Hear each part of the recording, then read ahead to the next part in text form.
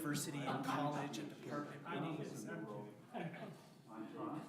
Down the bottom and so people don't speed down the road. Putting it on Acrobat tonight, all the pictures are blank. And on 140, So busy that you ran your computer. I know. Means our navigation.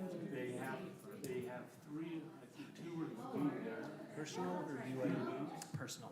And so The BYU one, so I have some software that I use for my research that is like PC based. You gonna hike tip with us And Saturday? so for my personal stuff, I have an Mac, and then for so BYU, I have a PC. people go down Not happening. But it's only because there's those software programs that I'm just like, there's not a Mac version of this. Hey,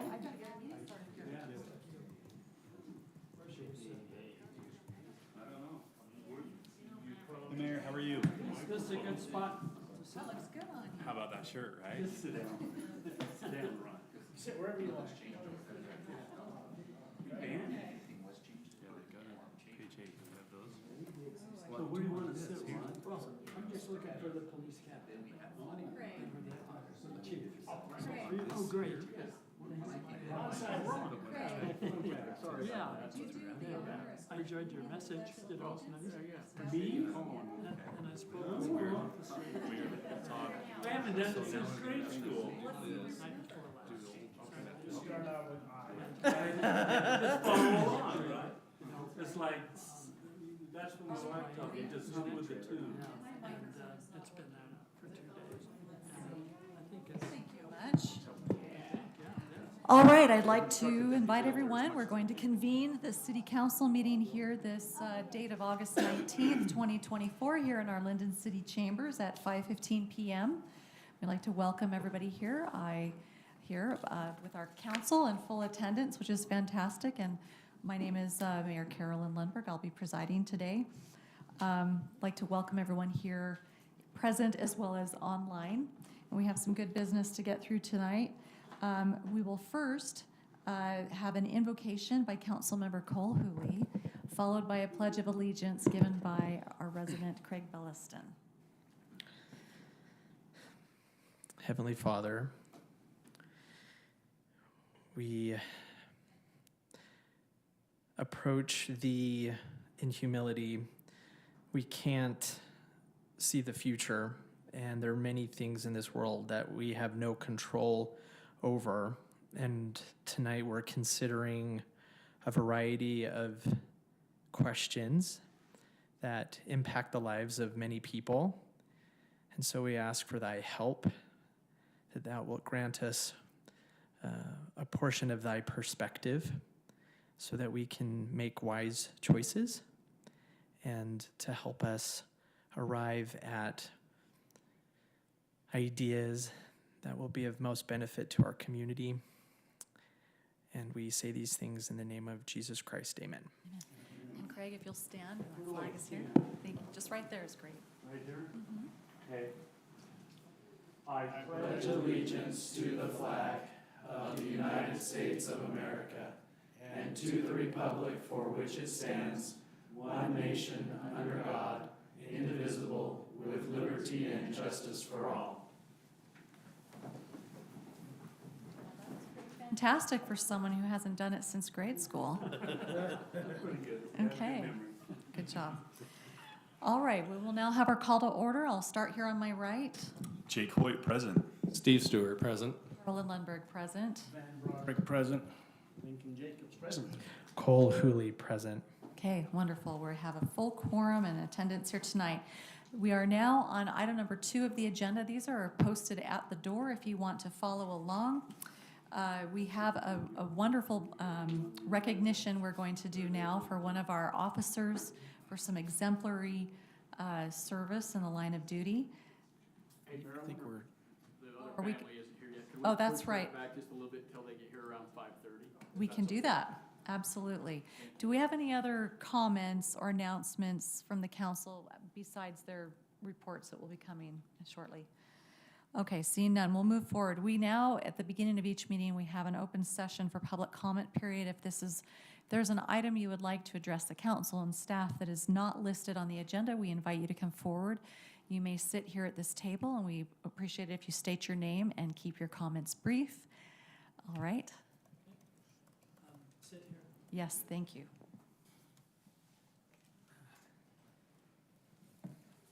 Okay, we have a group of neighbors. And if we could be so kind to pull the mic forward so that those online or the recording could hear you. Thank Great. you. Okay, my name is Ron Simon, and we have a group of neighbors who live on 835 East, and we're very pleased that it's been improved, and but we're very concerned about the speed of some of the drivers. How many of you have driven on 835 East lately? Oh, great, yeah. So we have talked about what we could do, what could be done. And we think that the best thing to reduce the speed is to continue the speed bumps that are on 900 on around to 835.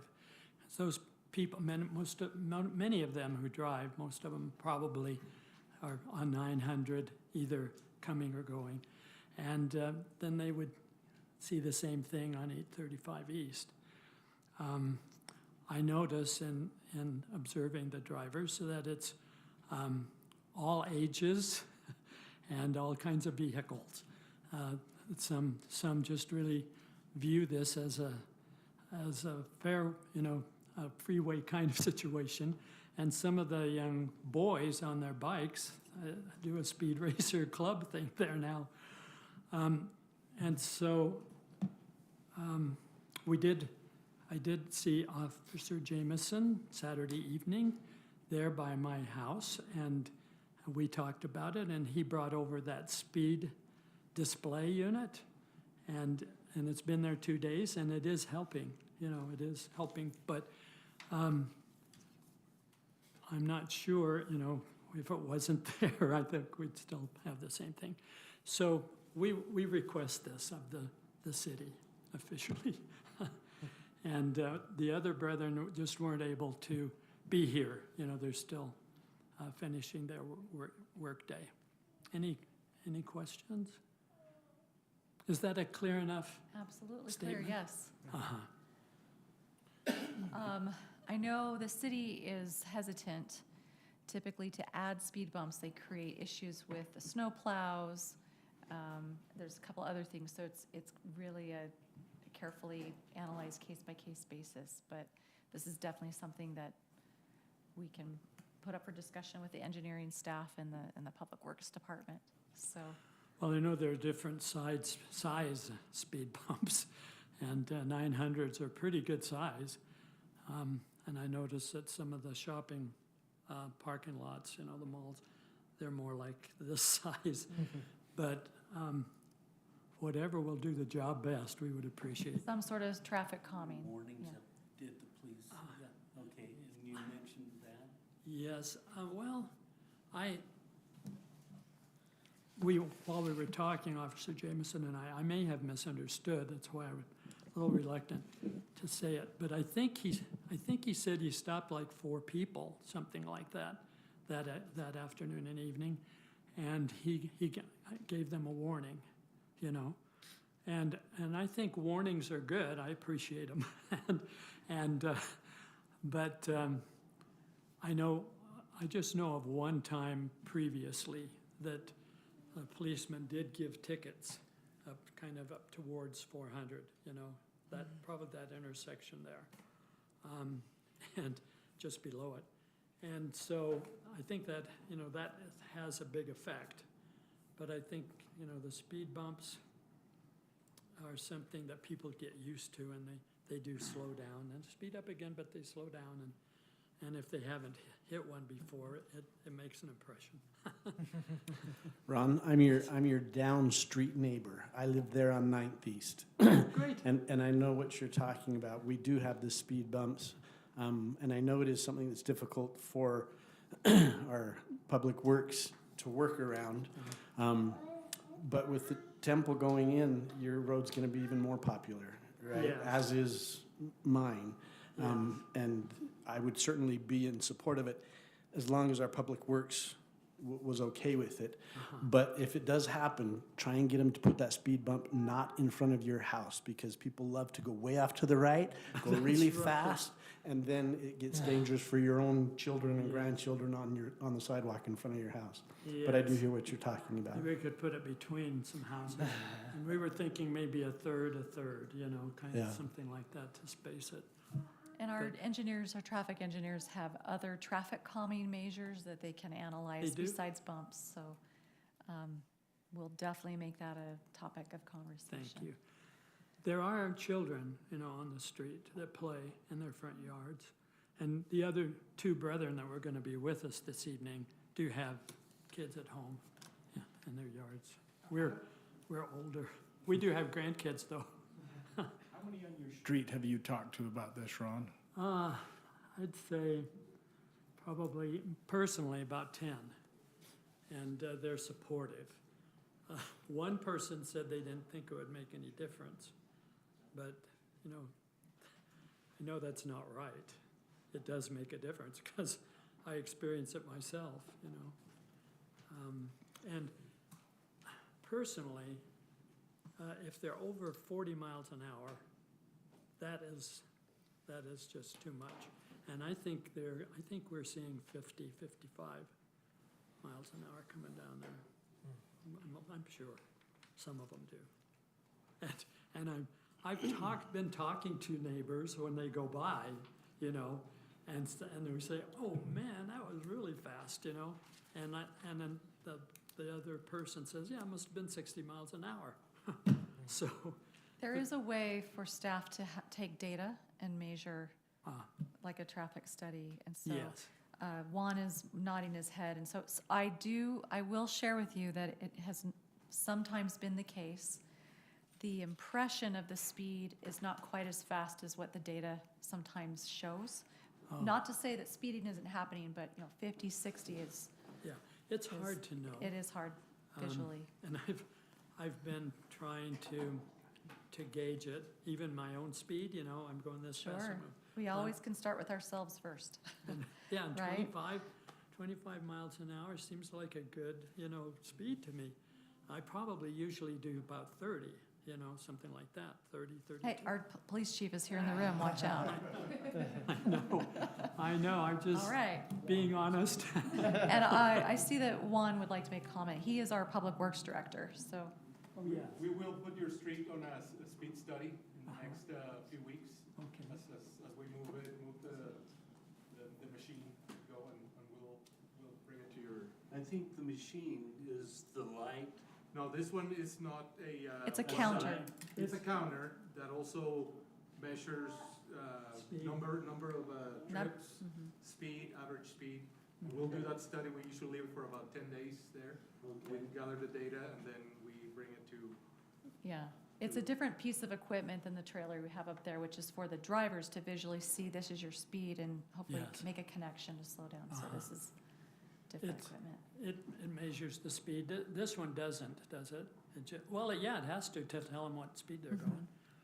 So, But it's not collecting data on that. This is a different piece of equipment that will do that, so there can be a good analysis, good information Good. from it. and, you know, I am reassessing my own habitual. As we all should. Very good. Thank you so Thank much. And I understand Mr. Bellison is here for the same issue, so Yes. very good. All right. Did you want to go? Did you want to add? No. All right, thank you, gentlemen. All right, this is still the open session for public comment. If anyone else would like to approach. All right, please state your name and, Connor and Lauren Weldon. all right, very good. Welcome. Hi, thank you. So we have a few things we want to talk about, but the first thing we want to bring up is the sewer problem, which I think you guys have heard us talk about before. We just want to see if we could have some more city support. And I know that it's not, the sewer doesn't serve Lindon City, but it's affecting all of Lindon City because now businesses are threatening to sue us and leave Lindon. And we've brought over 5,000 jobs to Lindon, And now the companies want to go because the sewer is getting worse and worse. And sorry, I didn't go back to explain. I'm talking about the sewer that's the, Timpanogos Special Yes. Services District. exactly facility. that sewer. Mhm. We got a legal letter last week that one of the companies that just moved in, that took 60,000 square feet, they're trying to break their lease now because the smell is so bad. And now we don't know what to do. So we want to see if Lindon will help support us to go fix it. Absolutely. Okay. So Lauren, I've shared with with Mr. Weldon. Juan Godrito and I, he's our Public Works Director, we have been to the facility more than once. We've toured it. They have a plan, a multi-million-dollar plan that's supposed to be building some things to tackle that. It's going slower than we would like, obviously. I've also been part of those emails. I know Mr. Weldon has copied like the county commissioners. I just spoke with Brandon Gordon with the county commission just this week. And then we had an email correspondence, our city administrator, myself, between Pleasant Grove City about our two cities meeting together because they also have some businesses with the same concern. And so we are advocating for you, and we would like to try to, push for the timeline to move along sooner than later. Thank you. At the latest, the director of TSSD told me it would be, 2025 is when the biggest infrastructure investment is going to happen.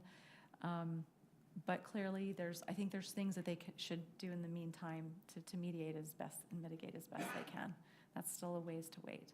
And so I'm so sorry that you have tenants, having such a difficult time with it, that's an issue for you to deal with. So sympathies for sure, and we'll definitely get behind you and try to put that, pressure. Anything else regarding that issue in Not particular? sewer. I Okay, think that's very good. Yeah, nothing else sewer, but we do have a number of other things that we'd like to address. We'll try to do so in a quick manner as to not hold up everything else around here. But the next thing would be the traffic light on Pleasant Grove Boulevard and 2800 West. We understand there's not really a whole lot Lindon City themselves can do. We invested quite a bit of money to widen the road on the northeast and southeast corner about 4 or 5 years ago. At that time, UDOT had promised to, create a traffic light there. Right now, it's a two-way stop, and it's become incredibly dangerous and increasingly dangerous as development continues over those four corners of the road. I myself have been T-boned in that little intersection, just requesting your guys' backing to sort of lobby with UDOT with us to get them to expedite the process. It's been 4 years, nothing's really happened. During peak hours, 8 a.m. and 5 p.m., it gets to a point where there's 40, 50 cars on either side of the road. It's a two-way stop, so Pleasant Grove Boulevard, everything coming off the highway, cars are flying at 45, 50 miles an hour, and it's very difficult to gauge when it's safe to cross, when it's not, unless you have really great depth perception. So requesting your guys' backing to lobby with them, or I know this might be a little bit far-fetched, if you guys could close the road until they take any action, because right now, no action's being taken, and it's a serious liability. Adam, can you zoom in on where he's talking about? Make Yes, sure I this is understand. just west of the I-15 Pleasant Grove Linden interchange, so, yeah. Right there, As yeah, you go yeah, into the. right there. So, again, we've been as a city aware of this for some time, and we have been having a lot of conversations to bring all the stakeholders together. This is a boundary with American Fork City. There's, the property owners. In fact, our engineer, Noah Gordon, is here. And again, these conversations we're having them. We're trying to push this as best we can. Nora, do you have any particular comment or update about that to illuminate? So, what's keeping the traffic signal from going in? UDOT has committed to put the signal in, but they require, as is their normal procedure, that the legs of the intersection, the street improvements, be completed first. They will not put the signal in until the lanes and the asphalt is widened. So there's a small portion which we've been waiting on for quite some time, where there was a land swap, and for the right-of-way to come in on the south leg, which is the Lindon leg. That happened. And the city of Lindon needs to have one utility pole moved and work with Rocky Mountain Power to move that in order to do our street widening, in order to finish our portion of the intersection. But the other two legs, and if you want to zoom in, Adam, maybe on that. So the north leg and the west leg are both American Fork. They have the right of way for both of those. And they have quite a few, if you go to like a street view, there's quite a few poles right at the intersection on the American Fork legs, right near the intersection, that need to be relocated. You see there's quite a bit there. And that is where the hangup is presently. So we had a meeting with UDOT last week about this intersection again as part of our quarterly meetings. We can try to push American Fork, we can relocate ours and then get our leg finished. But really, we don't have control over making American Fork relocate or get their two legs finished. We will try to push them, which we've had in the past, and try to lead out on that. But that corner of the intersection is not really anything we have direct control over. Gotcha. That's where the process has kind of come to a standstill. Is American Fork's not getting the relocations done and then widening those two legs of the intersection. I see. Is there anything we can do to expedite the process and kind of hurry up American Fork a little bit? Should we go there? Yeah, you guys can go there and go do a similar thing to their council. You can talk to Ben Hunter, who's their engineer. That's what we're trying to go through. My understanding is it's the Price property is that northwest corner. I think American Fork is kind of in a hurry up and wait game with the land developer. My understanding was they were going to develop that property and then they would be responsible for kind of doing these improvements, much like you were on your legs, which you did. But that property seems to stalled out as far as the development. So it looks like the city will need to then kind of take the lead rather than waiting for development to happen in order for these legs to get approved. Understood. Thank you. All right, does that clarify? It's complex when there's multi-agency, multi-jurisdictional stakeholders here. So I just want to applaud our staff who have really gone to bat on this for a number of definitely. years. Yeah, And they thank have kept on it. Yeah. So grateful for that, and we will do our part with what we have control over. For sure. Yeah. Thank you. Okay, we just have a couple more things. We'll go really quick. Okay. But we're trying to see if we can ever get secondary water on the west side of the highway. Our water bills for the properties in Lindon last month were almost $40,000 because we can't get secondary water. And I know, I can't remember why, and maybe this is a better question for Juan to ask after this meeting, but we just can't afford to pay that anymore. So we wanted to bring it up because I'm sure other people are having, because I think it's the west side of the highway, no one can get secondary water. Actually, even further east than just the highway. So that is a really long conversation, Okay. and I apologize, but for No, public you're- comment, we're supposed to kind of keep Yeah. it to a limit. And these are very important issues, and I don't want to rush you. So I would love for you to step and talk with staff. I know we were scheduled to meet with you guys. I was going to meet with you last Friday. Yeah. But Mr. Weldon canceled that and wanted to push it out. And I think this was part of that list. And so I'm totally happy to meet with you Okay. and go down all these, We'll lanes. set another meeting then to go through the Yes. rest. I don't want to waste your guys' time. And we can definitely talk about the water thing. And was there any other issue that we needed to be aware of staff to get with you guys? I'll just name them really quick and you don't have to respond. Okay, I'll make But notes. property taxes for the city, we wanted to see if the city can do anything to help. Our property taxes went up 30% from 1.8 million to 2.4. And in that regard, again, there are multiple agencies that are part of the property tax. Lindon has not had a property tax increase since 1997, 2000. 2009. 2009. Okay, I'll remind everyone that. So, Lindon City, if you had a dollar bill, there's this great graphic that I think Mr. Cowie made years ago. If you had a dollar bill, the city's property tax is literally like this much. And so in Lindon, we are one of the lowest cities tax rate in the entire county. I think we're hitting bottom.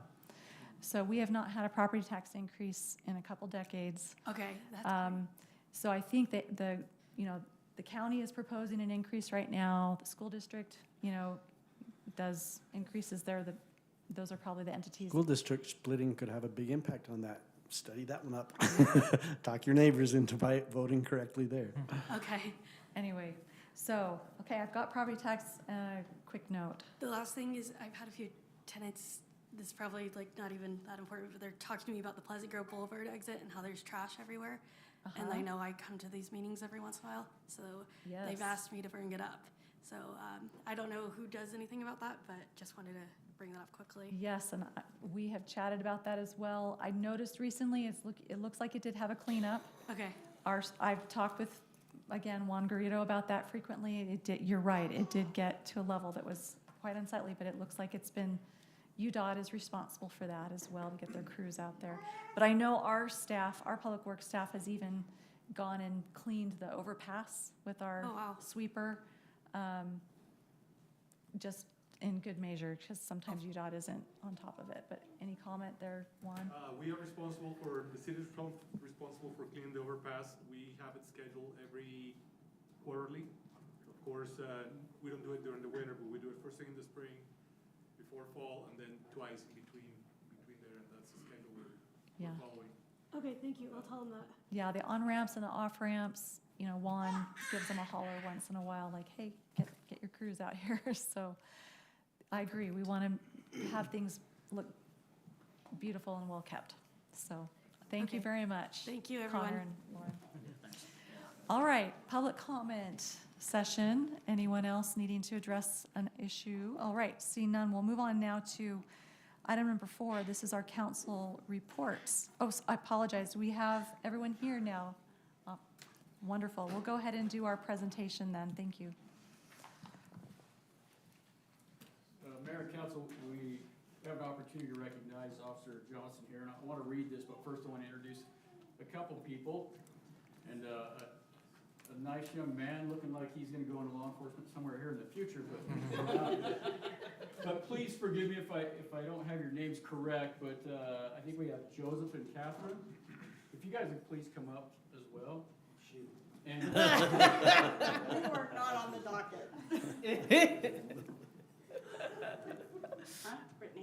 Brittany, and we have Brittany, who's the mom of this young man, Holden. And I want to read this real quick for you, and then give them an opportunity to say something if they'd like. But on July 5th of 2024, Officer Johnson responded to a medical call involving this little guy, Holden. He responded to the little guy here, Holden, who was having a medical issue. And based on information from our dispatch was he was having difficulty breathing, and then further information came that he was not breathing. So that expedited Officer Johnston to the scene, which it's gonna get a little tough. I can't even look at the little guy.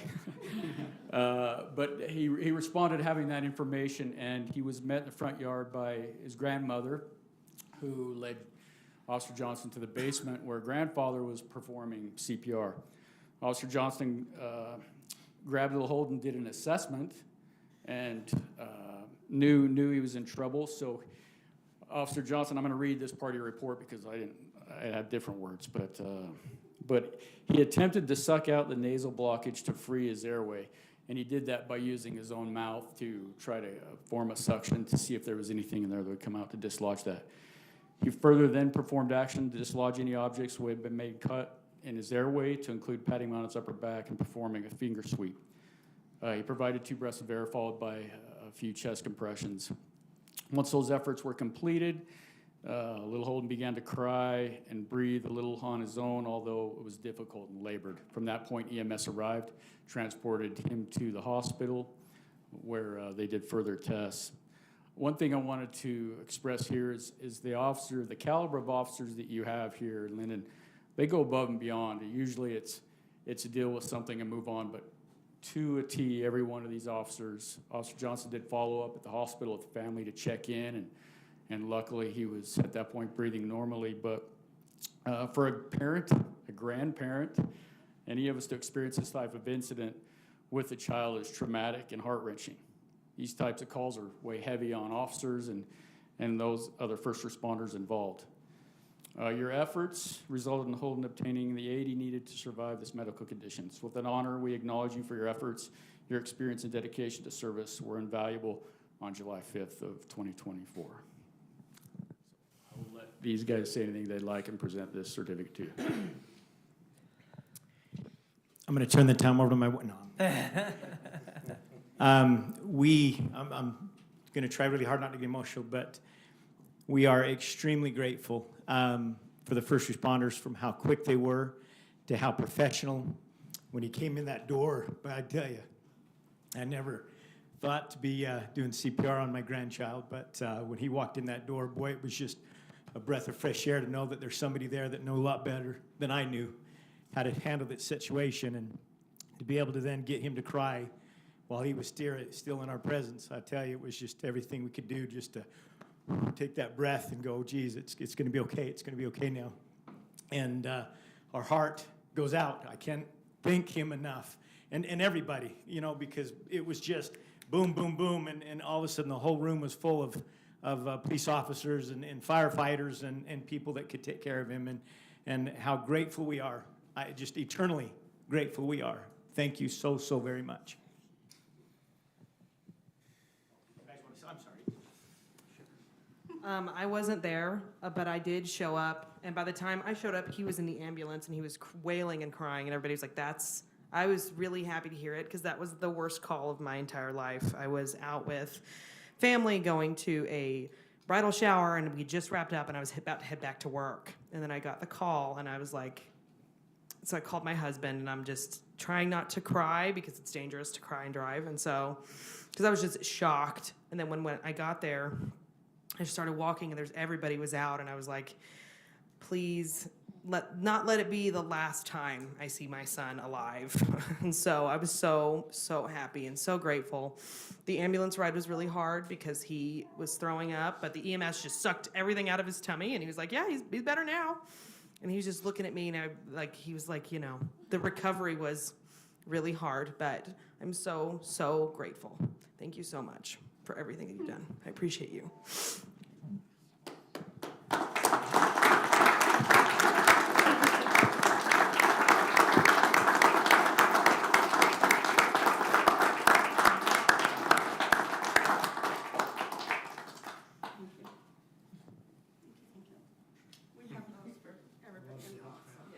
Yes, these are tender times. We brought crumble cookies for y'all, so say thanks. Well, he looks beautiful and healthy, and this will be amazing story to tell, and we're so grateful. I just like to acknowledge our other officers that are here in the room and the support. They're an amazing team, and so grateful to them, grateful as well.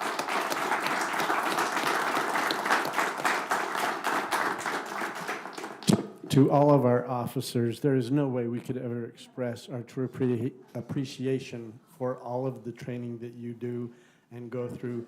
I have just a teeny tiny bit greater appreciation, and I can just say what you go through is shocking beyond comprehension. Thank you. Thank you for all of your sacrifice and for being there in those cases of emergencies. We could never say thank you enough. Officer Johnson. We're so proud. We're so proud of these fine men and women, and they have, I think most of us in a fight or flight moment have the flight mode in gear. These guys have the warrior fight, and they just have the presence of mind to stay calm. So we're so grateful. Thank you very much.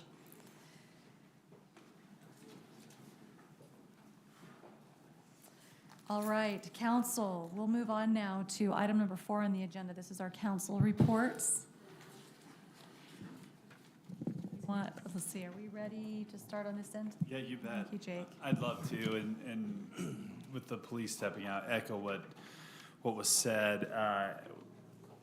The police chief gives me an update, and regularly are putting their lives on the line. I'm amazed what happened over the last month since the last we've met, and I just appreciate all they're doing. One thing that doesn't go unnoticed is how often they were at Lindon Days, the public safety night, the fireworks, handing out glow sticks to all the kids. A lot of great interaction with the community, and it was a good opportunity for them to do that over Lindon Days. Let me be the first to tell Parks and Rec and staff how great they did at Lindon Days. What an event, a centennial to remember. It really was great, and above and beyond, and a very successful centennial celebration. Cole, I know you were part of that committee. Great job. A lot of fun extras this year that we haven't done in the past that I felt like went really well. But appreciated the entire council, mayor, for the efforts over Lindon Days. I do think it's a great opportunity to be out and about with the community, and man, it's hard to get done with that week and not just feel like, we love Lindon. How great, how blessed we are to live in such a great place. So that's all I have. Right, very good, thank you. And I'm sure each of us will mention something, but I'll also say how much I enjoyed Lindon Days, and really enjoyed the fact that we had all of our former mayors and their wives as our grand marshals. We apparently wore former Mayor Dane out. He's on a crutch now, so it was fun seeing all of you band together and to be a part of that.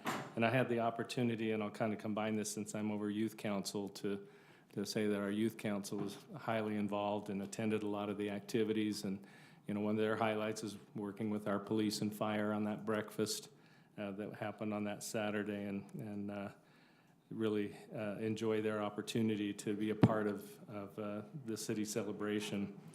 I had my own grandchildren, and my son and daughter-in-law come from California and got to participate in a lot of the events, and I was proud for them to be able to see what we have in Lindon, and just enjoyed that so much.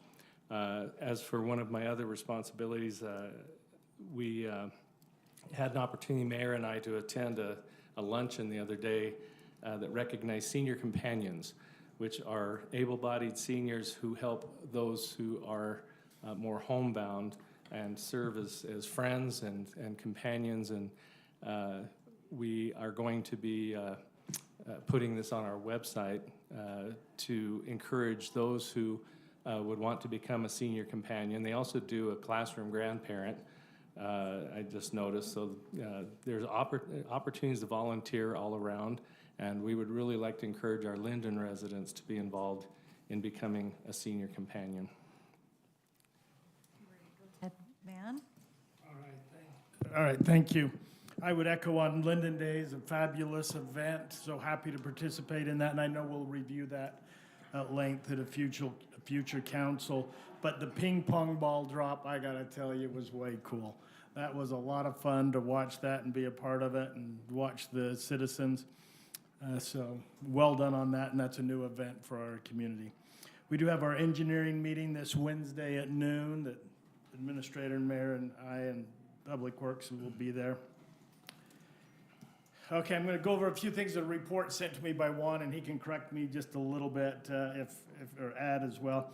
Obviously, we had a huge storm not too long ago, close to what they would call a 50-year event.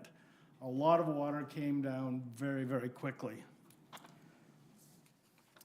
Our cities, gosh, they were just busy doing lots of things. I know some homes were flooded, but heroic efforts in dealing with the mudslides, boulders, things coming down that were just terrible. The next coming weeks, there's going to be street sweeping going on, ongoing cleanup efforts, cleaning inlets, cleaning culverts. All of those have happened many times and will continue to happen, and they will keep happening over the next few weeks. Adam passed along. It was an interesting on the storm that it hit North Orem, hit Lindon pretty well. I need my glasses too. So, sister cities come and help. Spanish Fork, Springville, Provo, help out in time of need. We help them in time of need. This is a storm that pounded our community. My son in Mapleton, dry roads, didn't have anything. I love it when our cities work together and help each other.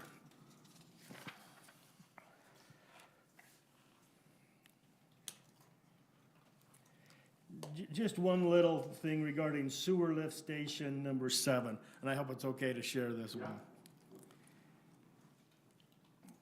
Typically, we put 400, 450 gallons a minute in there. We were putting in 1,200 gallons a minute during the storm, is where a lot of that water goes. The wet well is usually around 4.5 to 6 feet. It was up to 16 feet. Sewer backups were within inches of occurring. Heroic actions, smart thinking, thinking outside of the box to prevent lots of more damage that could have occurred. Is there anything you want to add to that one? Or, I mean, all of our sewer lift stations were at capacity. They were working hard.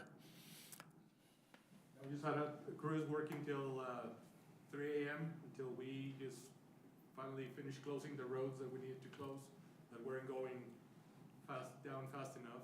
And we just put the message boards, and we didn't end up opening 2000 West by the transfer station till 6:30 in the morning. But a lot of people that don't usually hit the roads till later, it was like nothing happened, and just a little dirty, but we had those sister cities come over and help us with cleanup. And today we still had a provo sweeper.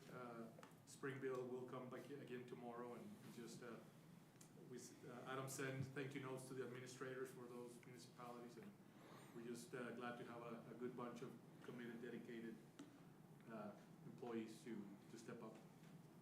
Obviously, our police officers were very much involved in that. So I would also publicly express my appreciation to our staff, our public works, our administration, police officers in our neighbor cities for helping out. And so it's a great place we live.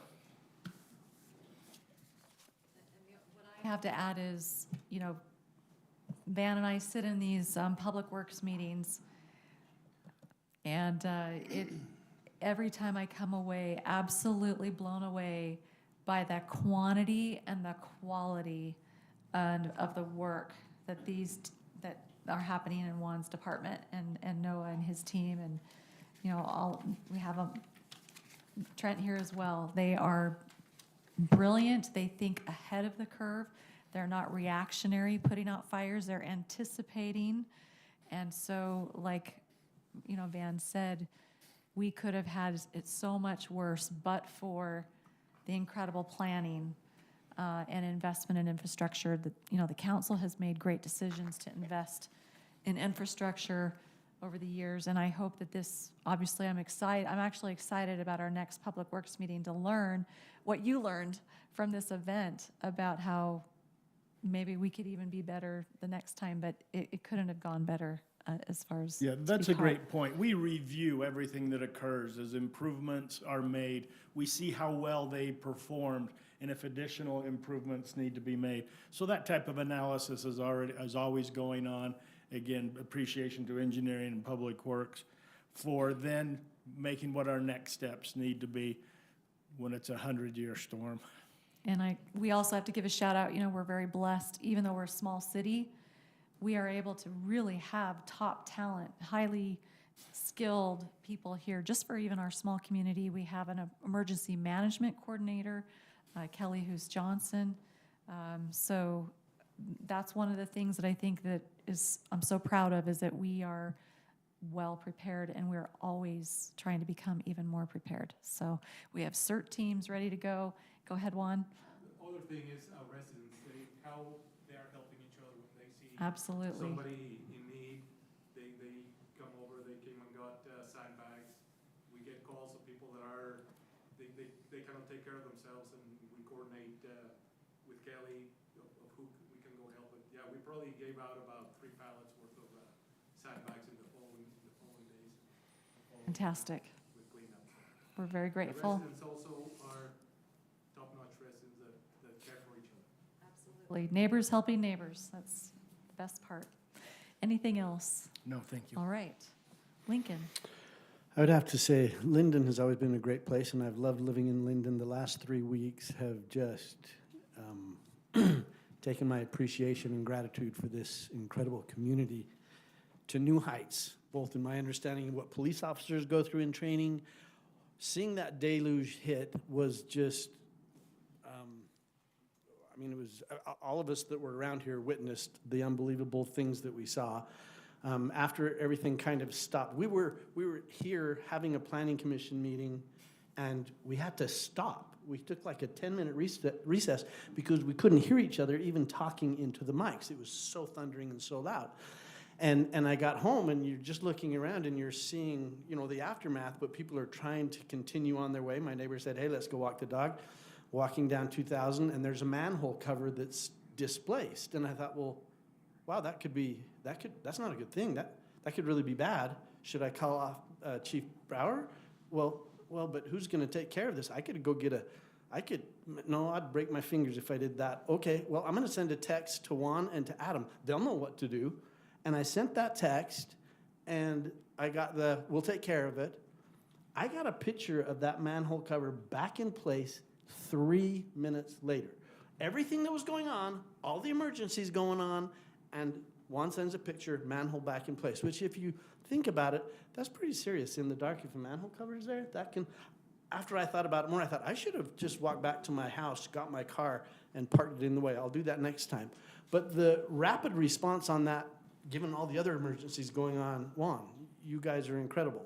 I saw aftermath all over the neighborhood, and I would drive around each day, and it's like, oh, wow, we took care of that dirt pile. Oh, wow, we got this taken care of. I can't believe how much your team got done in such a short period of time. Cannot say thank you enough and express enough appreciation. Parks and Rec, Lindon Days, wow. I've done a lot of Lindon Days things over the years, but never have I been this involved. And a lot of community would reach out and express their appreciation. The parade, the pool activities, the fishing pond, the car show, the ping pong drop, all of those things. One of my neighbors used to have a home on 1600 North. They're losing that as they're widening that road. And he's now in my neighborhood, and he said, man, it was such an incredible blessing for us to move to Lindon. We love this place. It really is a wonderful place, and so many residents were so grateful for the wonderful things that we did during Lindon Days. Planning Commission, we met this week. We had Lauren and Connor Weldon here. We discussed some of their plans going forward. At that time, they also mentioned that somebody asked them if they had tenants all ready to go in this new building, and they indicated at that point, well, we did, but they're gone now because of that sewer problem. So I was glad to hear some of the comments that you made, Mayor. That really has gotten, I feel like it's gotten worse, but I don't know. I'm looking forward to item number 14, alternate planning commissioner. We're going to have a discussion about that later on. I'm glad that that's there. As far as North Point Solid Waste is concerned, there is a Utah Association of Special Districts conference. I'm so excited to go to November 6th and 8th because I love getting more government training. Geeks out on trash. That special district stuff. But still, it's what I signed up for, so yes, I am. However, on September 6th, I feel like I'm a first grader going on a field trip. I hope we don't have to hold hands with my buddy, but Fairfield Construction and Demolition Landfill Tour and Bayview Landfill Tour. That's coming up on September 6th. I am excited about that. Man for that job. And that's it. All right. All right.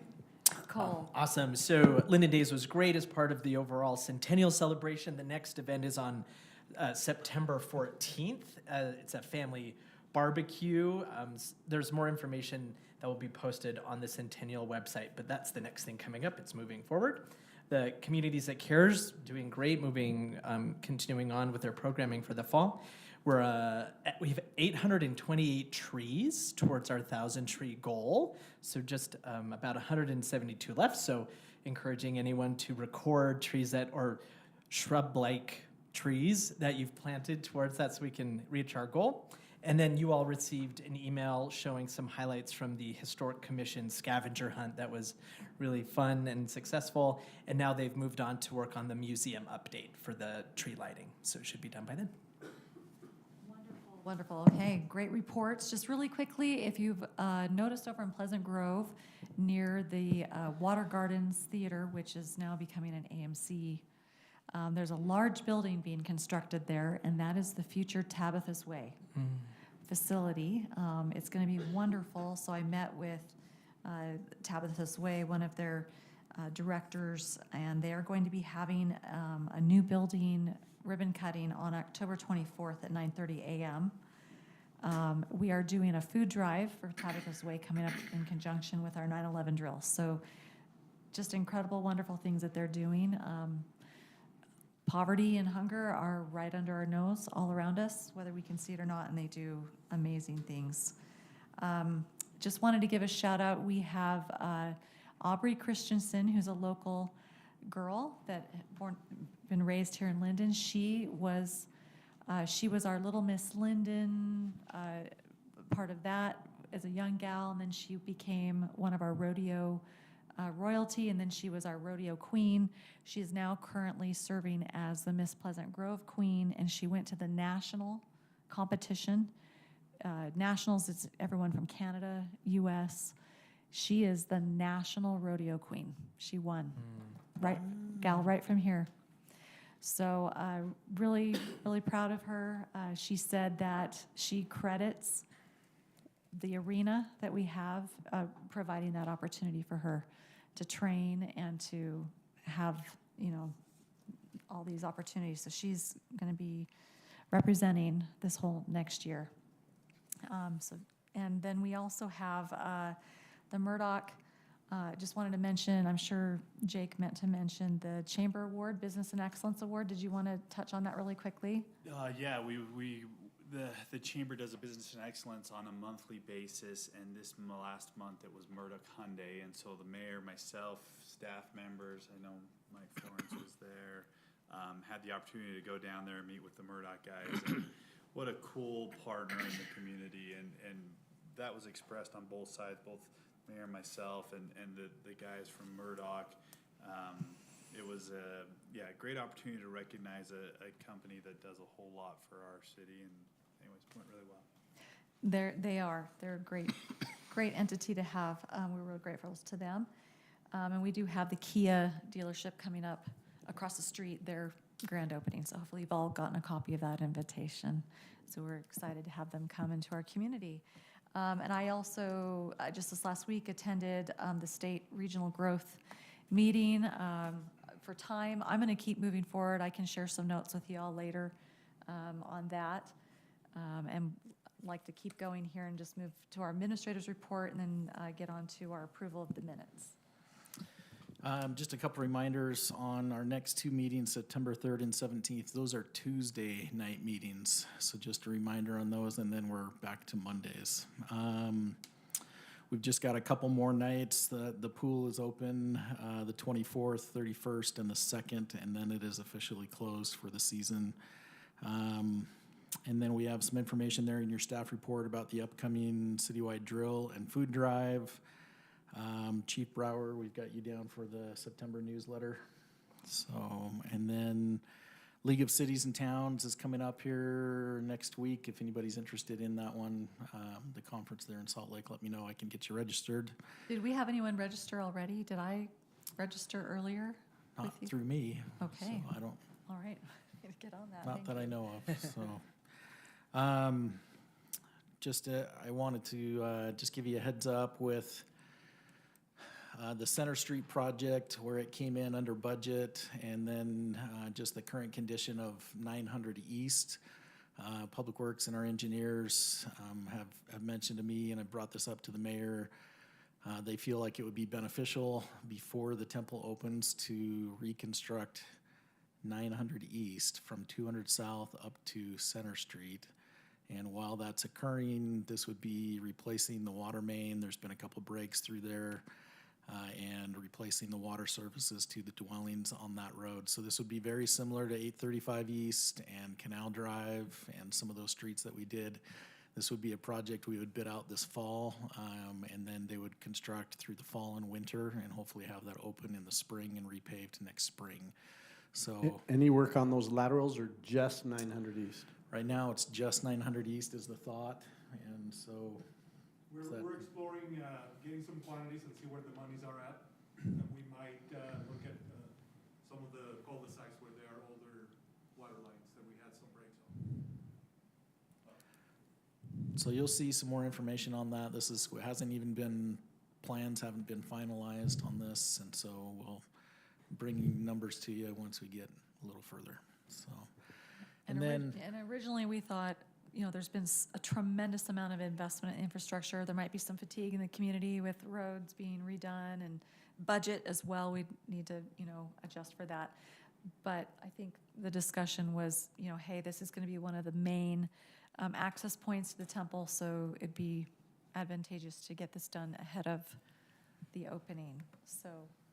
It's my road. I'm good with the fatigue because I do believe it's important. I don't know about the infrastructure underneath, and I guess I'm gonna have to park, I don't know, somewhere else for a week or 2 or 3, I don't know, but You could I talk to think it's Ron an and Craig, important they thing. just lived it. That were here earlier. 8:35. Yes. It would be a good thing. That is gonna be high traffic for the temple. then I do want to share, I know we've talked a lot about this flooding. I think everybody that were Lindon residents were probably focused on their own yards and properties during that event. But this really was a citywide event. This is up on Dry Canyon Drive as you're headed up towards the Dry Canyon parking lot up there on the foothills. The mud flow and debris flow, this is all rocks and gravel that came down with this mud. And this was cleaned up the day after. And so we had some great help from our public works. And then as you're heading west, this is the intersection of 600 North and State Street. So you're looking towards Walmart. If you haven't seen this video online, the amount of water was more than we've ever seen.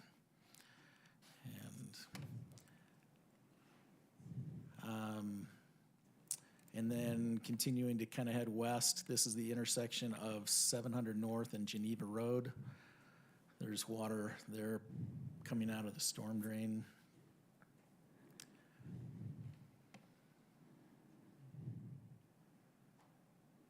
And then a lot of this water actually headed down south to the south end of Geneva Road. This is that south end of Geneva. It at one point crested the railroad tracks on the west side of the freeway, or west side of Geneva Road. There was so much water. And there was cars that were stalled all over town because people were trying to go through these deeper areas and it was flooding over into their engines. And so our police were not only dealing with the flooding, but a lot of other incidents that were related to it. So just echo what several of you said. It was heroic efforts from a lot of our staff. And we're grateful for the assistance from other communities. So that's all I have. Thank you, Mayor. Thank you. All right, very good. Council, if you've had a moment, we are on agenda item number 6. This is the approval of the minutes. If you had a minute to review those, I would entertain a motion for any changes or modifications and then an approval. I have no changes. I make a motion to approve the city council minutes of July 15th, 2024. Second. Motion by Councilmember Broderick, seconded by Councilmember Hoyt. Any further discussion? All right, we'll call the vote. All in favor? Aye. Okay, very good. Minutes are approved. Then we also have our consent agenda. These are just some general housekeeping items that do not require public comment. So I'll turn this over to our administrator, Mr. Cowie. We just have some surplus equipment and some property that's been held at the police department for a number of years, I believe. And so just declaring these surplus, and then the MAG Meals on Wheels contract, it's a multi-year contract that they will reimburse us. And this also assists the senior lunch program in addition to the meal delivery, so. How do those surplus items get advertised that they're available? So we post those on a website. It's called publicsurplus.com, and we get lots of traffic there, and people go in and bid on those items, and it's listed for a certain number of days. Alex, our facilities manager, handles all of that. So we have a suggested price of something here for $100. Is that what we get, or do That's people what he bid li- and it can That's go what higher? he lists as a minimum price. Okay, and then it goes And up from then- there. Yeah. Oh, cool. All right, are we in good order then? I move to approve the consent agenda items as presented. Second. All right, motion by Councilmember Stewart, seconded by Councilmember Broderick. Any further discussion? All right, we'll call the vote. All in favor? Aye. Any opposed? All right, so moved. All right, item number 8. I would like to welcome the Utah Lake Authority Director. Mr. Peterson, go ahead. Yeah, Luke Peterson, who is going to be giving us a presentation about the lake, the efforts for restoration, and the proposed nature center, applied science nature center. Yeah, thank you. Yeah, thanks.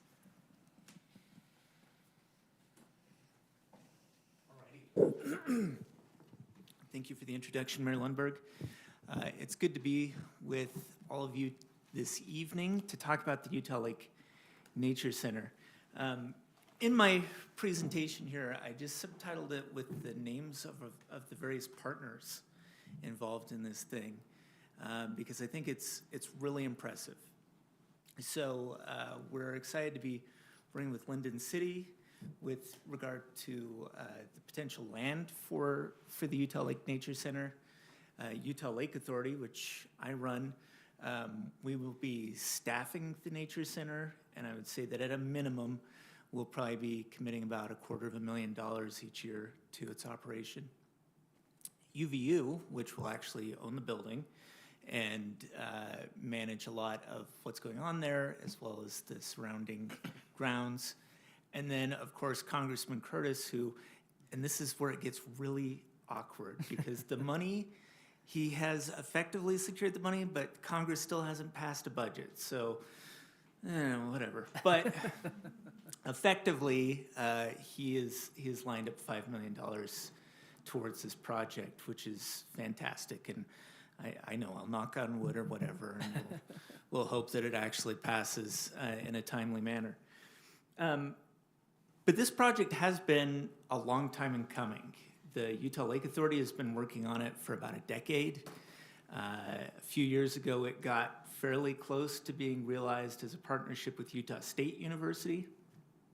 And then legislators realized it was probably a better idea for the local university to own this one. So the direction of that changed in, when was that, March?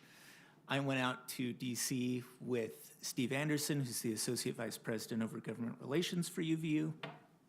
We lobbied together. It was a unique experience to go into an office with another institution and say, this is our shared first priority, right? It's not something you see a lot.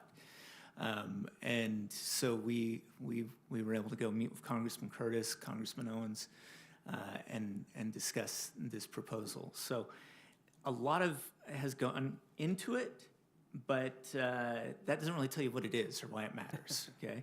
So I want to get to that next. And to do that, I am going to talk a little science, so just hang on for a minute. A lot of what matters to us at the Utah Lake Authority is a concept in ecology called a state shift. It's the idea that a certain ecology sort of settles into a comfortable place, and it will self-organize around that place.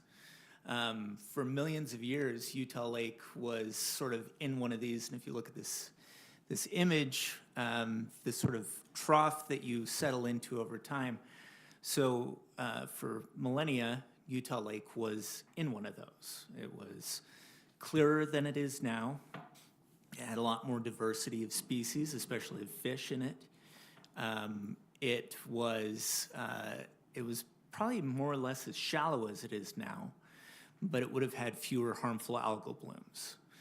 And then, if we could go to the next slide. Yeah, just skip to the next one. And then we get into this chart. So there we were in that pre-settlement phase with Utah Lake. And then it didn't take very long, unfortunately, and this is often the case with human interaction with a new environment, especially one that's fairly fragile. It didn't take long for it to shift and to head to what we know, an environment where the water is murkier, more turbid, where a lot of the species, native species, died off or are no longer present in the lake. It became dominated by carp, millions and millions of carp.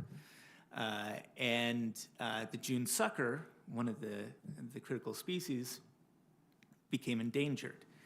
And that took us to about 1960, where it settled into this new state. Now, one of the things I like to point out to people is that even though sometimes we think that Utah Lake hasn't progressed much, it has progressed a tremendous amount in the intervening decades. So if you think about, and I'm not just talking about the Utah Lake Authority and our predecessor, the Utah Lake Commission, I'm talking about the Department of Natural Resources, the June Sucker Recovery Program, all these different partners that have been involved over the years. But between these collective efforts, we've managed to bring down the amount of carp by 70%. We've managed to bring down the amount of invasive Phragmites grass by about 75%.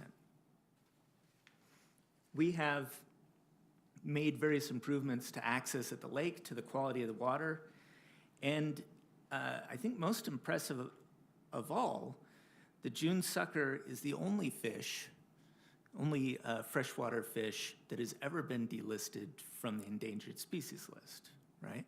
And that is a direct result of all of these efforts. So that's huge. And it's wonderful, and we're very happy to see it. All of that indicates that we're sort of rolling back up through this energy that we're putting into the lake. We're pushing it back up a new hill. We're trying to get it to a new, healthier state. It's not going to be exactly what it was before, because you can't return to that pre-human settlement lake condition. But we can get to a Utah Lake 2.0, a healthy lake that is able to sustain the native species, able to be a great resource for economic development, recreation, et cetera. So that's our goal, and we're making a lot of progress. I'd say we're very close to that hump, but of course it's that last little bit that is where all the energy comes in. So for Utah Lake, what that means is that we are very close, but at the same time, we are at a really critical juncture. Because the June sucker has been downlisted from endangered to threatened, we no longer get millions of dollars from the EPA. Okay, so then what do we have to do? At the same time, also, we used to use fairly simple techniques for dealing with these problems. We'd go out with a big trawler and pull out carp by, the thousands. Now that their population is down, that's actually not effective anymore. So we have to come up with new mechanisms. And if you go out in the lake and you see what looks like something from a sci-fi movie of some sort, with these poles bending into the water in a circle, that is the new system that we're utilizing based off of work done by a professor at the University of Minnesota. There's actually a baited trap down there, a sensor that will indicate when there are enough carp over it. Then it will pull it up, sends a message. We send out a boat, we collect it, right? Very sophisticated stuff, and more expensive than what we did before. So we're at this really weird place where we've made so much progress, and yet we could so easily roll back down that hill. Carp are a lot like dandelions, okay? You don't want to experiment with just like leaving a section of them untouched in your yard, right? They will spread. That's kind of what they do. Carp are very much the same way. So we're at this point, and this is where the Utah Lake Nature Center comes in. As I've said to the various parties involved, I think it's great to have a building, but I'm not interested in a building for the sake of a building. What I'm interested in is what the Nature Center can do for Utah Lake, for the communities around it. And speaking specifically of Lindon, I think that this can be a really critical engine and anchor for the city on the west side. Everything I do with the Utah Lake Authority, we necessarily have to think in terms of decades from now, right? That's just how it is. Because we put in a lot of work over a lot of years, and we know it will take time. But I think the same is true for Lindon City. If we can successfully build this nature center, the goal is for it to be a hub for student research. It gives, puts a UVU campus inside Lindon City, one that's focused on engaged learning, experiential learning. I was a professor at UVU for 10 years. I'm a huge fan of that part of the university's mission, right? I love the fact that UVU is so focused on giving their students real-world experience, right? In whatever their field may be. For my political science students, it would look different from biology students, but always this sort of real-world emphasis. And then all of that comes together along with funding for applied research and the means to do some of these more cutting-edge techniques and interventions for things like carp, water quality, protection of the June sucker, Phragmites, harmful algal blooms.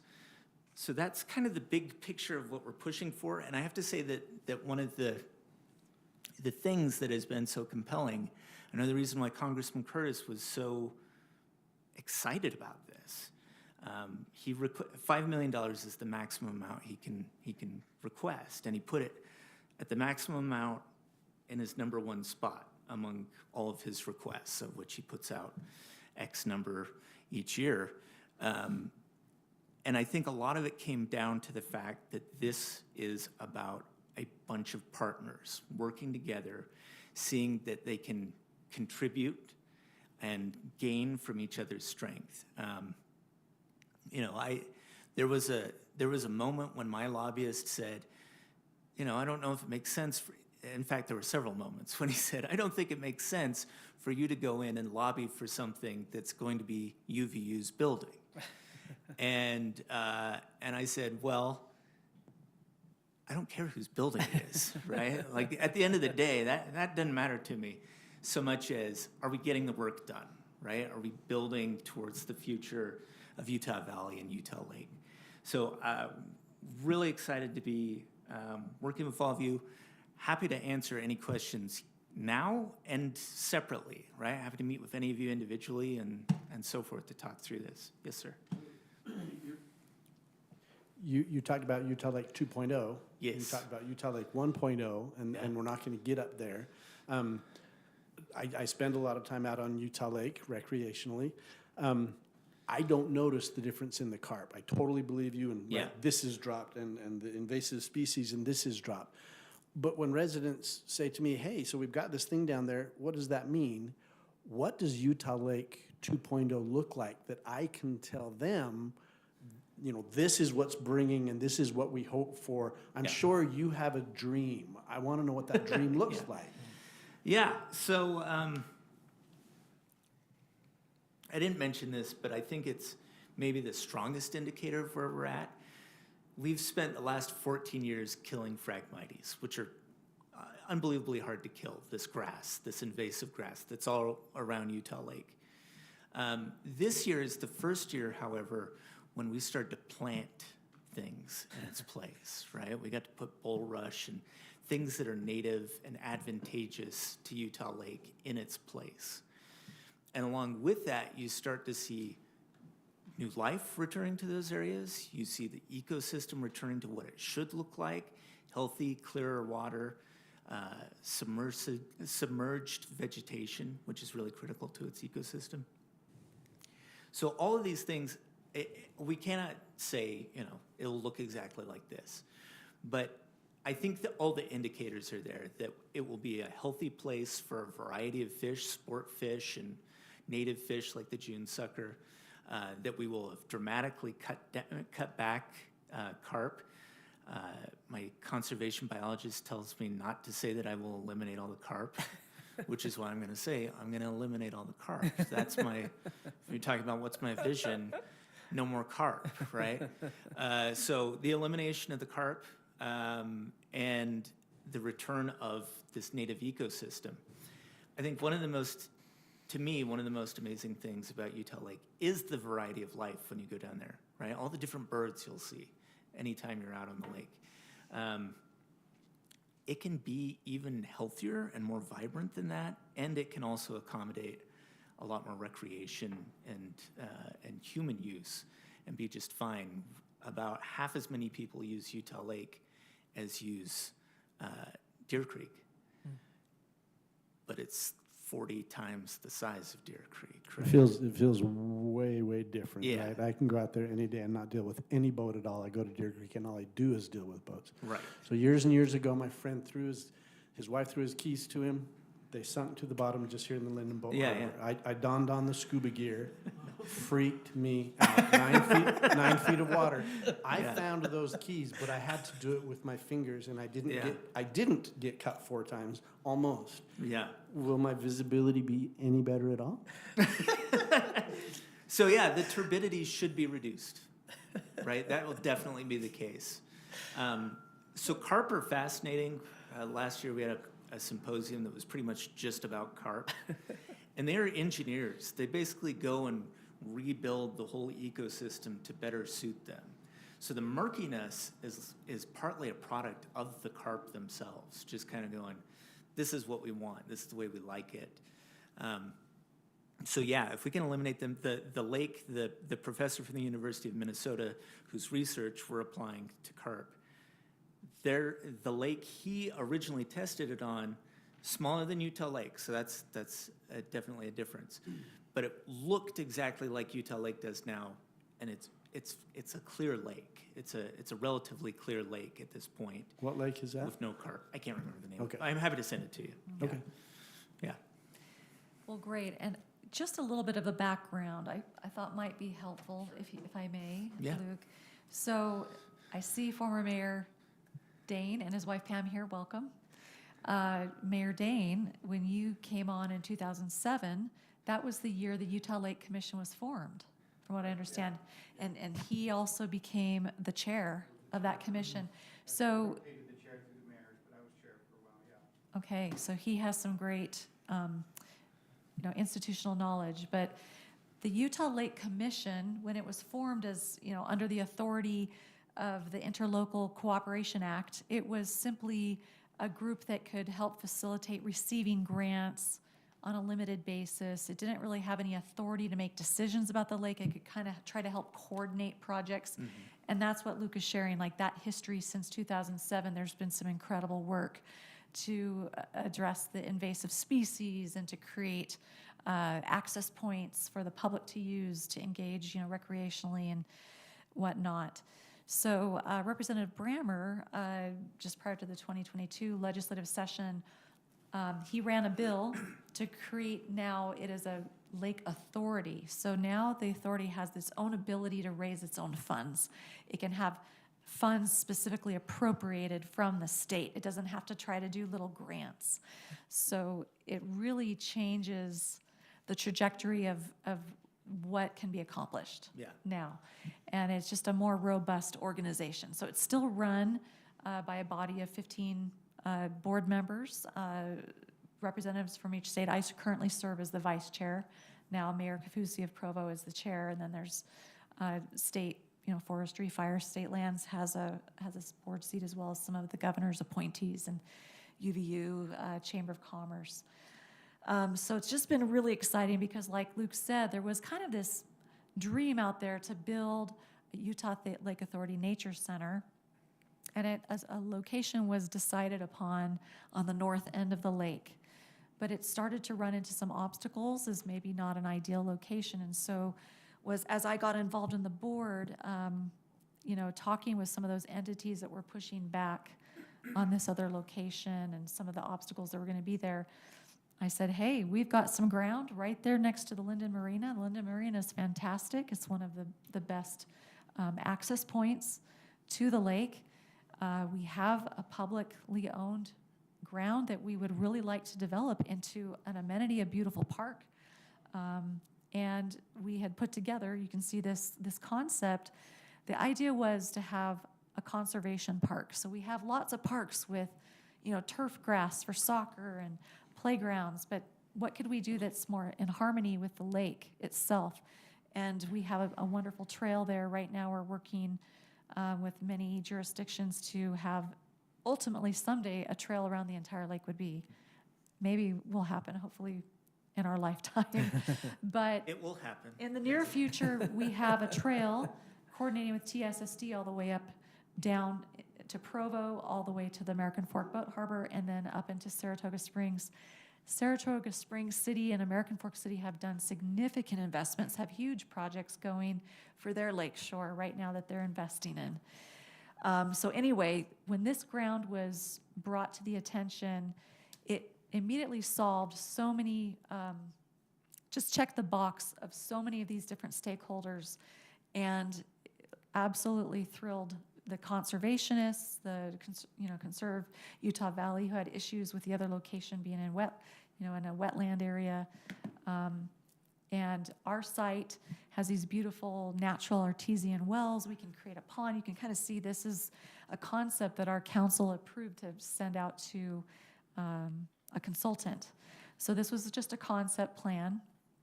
And myself and staff, we also coordinate another coordinated stakeholder is the Hutchings Museum. So they have a citizen scientist program for children, similar to the Water and Wings program that's done on the Great Salt Lake. We would love this to be a landing point for school buses to bring the fourth graders.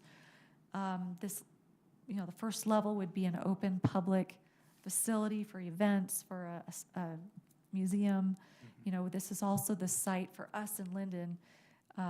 We're very proud that this was the former Geneva Resort in pioneer times. So it was the place where people would come to recreate. There were beautiful buildings. There was a hotel. There was a water slide. All that burned down mid last century. So hearkening back to our roots and our history, as well as this exciting work that now the Lake Authority can really make inroads on such a grander scale because there's actual multi-million-dollar funding to work with. And then bringing together the applied science work with our local universities. It's just an incredible, if I had even conceived that we could bring this kind of synergy to this and funding forthcoming for this, it is the greatest blessing and a gem, an absolute gem for not only Lindon City, but the entire valley, and I would say the entire state. Yeah. So. Yeah, no, if I can add real quickly to that, I think the other piece that is fascinating about this for me, all of the universities in Utah are excited about this because they all have researchers who work on Utah Lake. So yeah, it's something that it connects to all of higher education in the state, which is really great. And I'm thrilled to say that part of the funding package that I've asked for is not just the Nature Center. It is our entire acreage will be developed with this project as conceived in this plan. So it's an incredible trade-off. Lindon City won't have to get that from our local taxpayers. This will come from federal and state funding. So pretty fantastic all around. Council, if you have any other further questions, and then I'd love to open it up to any other comment in the room. I was up in Island Park, and they have algal bloom. Is that right? Algal bloom problems up there. Will any of this work reduce it at all? Just a little bit, a fraction, a ton? We'll never have it here again. Yeah. So I think a lot of the applied research fund that we're working on will be applied to harmful algal blooms. And part of the way that this kind of, like Mayor Lindbergh was saying, before under the commission wound up having roughly $500,000 worth of budget each year. But they spent a lot of their time collecting that too, right? That was part of the work. And then the grant writing is very time consuming. And then they would try and leverage that. We, by contrast, start out with $1.5 million each year, which we then leverage to grants. So the hope is, for instance, I just started working on a Bureau of Reclamation grant today. So that would take about $1 million worth of our money and match it with, if we're successful, about $30 million worth of the Bureau of Reclamation's money. That can do a lot towards harmful algal blooms, right? So it's a question for us of, I believe that this center will be the nerve center for doing all that work to figure out how do we deal with that harmful algal blooms, building out the solution, testing it, executing it, getting there. Any further questions, council? All right. If anyone else has a question or would like to make a comment, we'd like to welcome Mayor Dane. Come forward. Or, okay, you could flip a coin. All right. You know, good Lord gave me two good knees and I managed to wear one out. So that's why I'm limping. But I told them they had to wait till after Lindon days. Thank you. And get it replaced, so pardon the crutch. Everybody comes to Earth with strengths and weaknesses. One of my strengths and one of my weaknesses is I'm an optimist, probably to a fault. But I believe what these guys will find with the research that will happen in a beautiful facility like this, it'll attract UVU, Brigham Young, Utah State, University of Utah. They'll find the solution for algal bloom. It'll happen right here. That's what I think. I think when you put that kind of energy and that kind of power into this location, and this now becomes just sort of the heartbeat of the lake down there. Yeah. What a marvelous thing. So Lincoln, I was thinking, in answering your question, you know, when we use the lake, we tend to use it for our little purpose and then whatever sort of gets in our way. For example, if you like to go down to the lake and picnic, first thing you're probably going to say is, what are you going to do about mosquitoes? Yeah. You know, okay, I get it. And you're a water skier, I take it, or some kind of a boater, and you're seeing that. But I would say to those guys, you're going to see everything out there. You're going to see, I mean, you're not going to surround that lake with 1 million people and not with the creative genius of mankind find a cure for an algal bloom. I really think it'll happen. And then when you get to that point, or even before that, when you have those clear water times and the water's flowing through and everything's okay, you see paddleboarders. In the fall and winter, you see people who love to hunt waterfowl.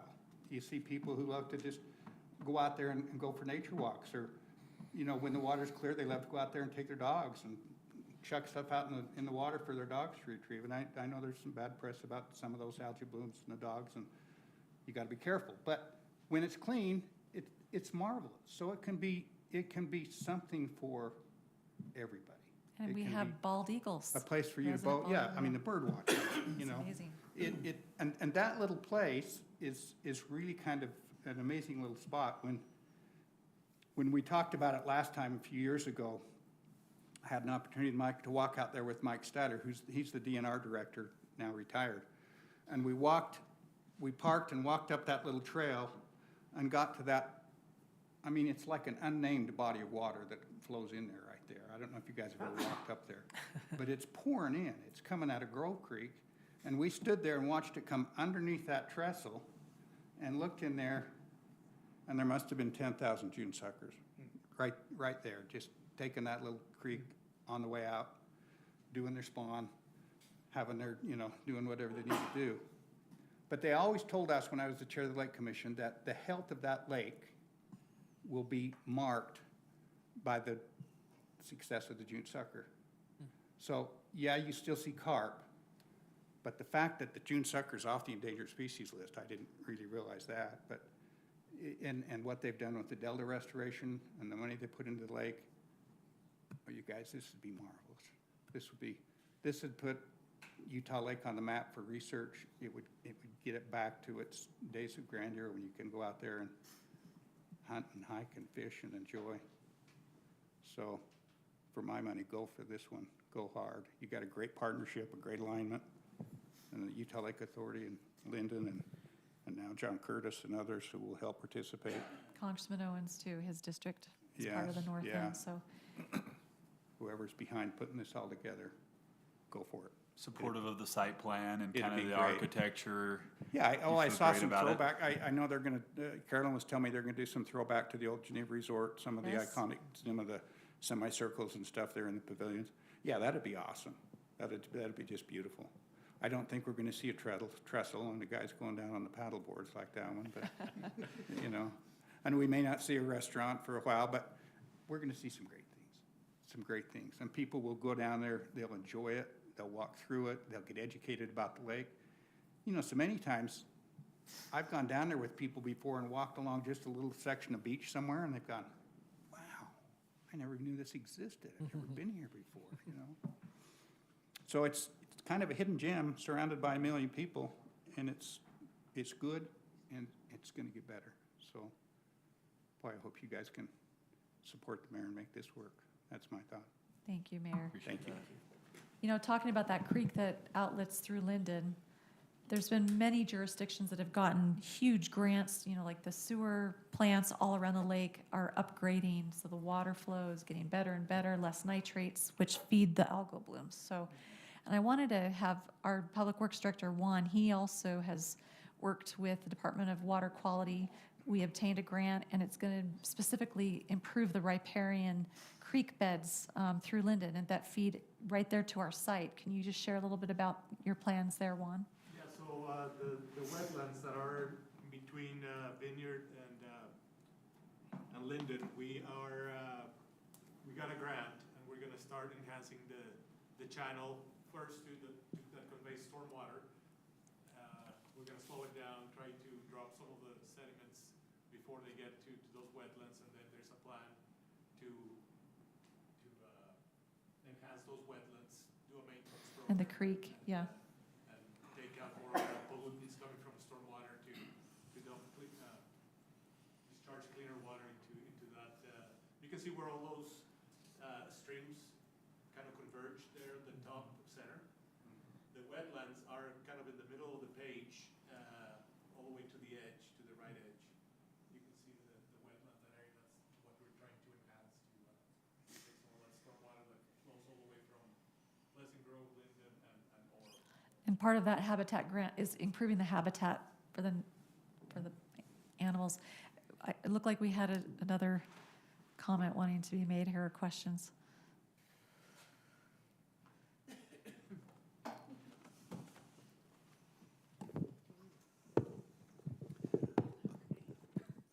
Terry and I are from Conserve Utah Valley. I'm John Benyon. I taught for 30 years at Brigham Young University in the English department. I taught creative writing. And Conserve Utah Valley, our mission is to preserve land and water in Utah County forever. And we worked hard against having islands put in the lake because that would try to make the lake into something that it never was. You know, that was not Utah Lake Point 1 or Utah Lake Point 2. It was something else, Dubai 3.6. It was not a good plan. We're not opposed to development, but we are opposed to dumb development. And we thought that was a bad project. I've read a book called On Zion's Mount, which I think everyone in Utah Valley should read. It's by a man named Jared Farmer, and he first draws a picture of what Utah was like thousands of years ago.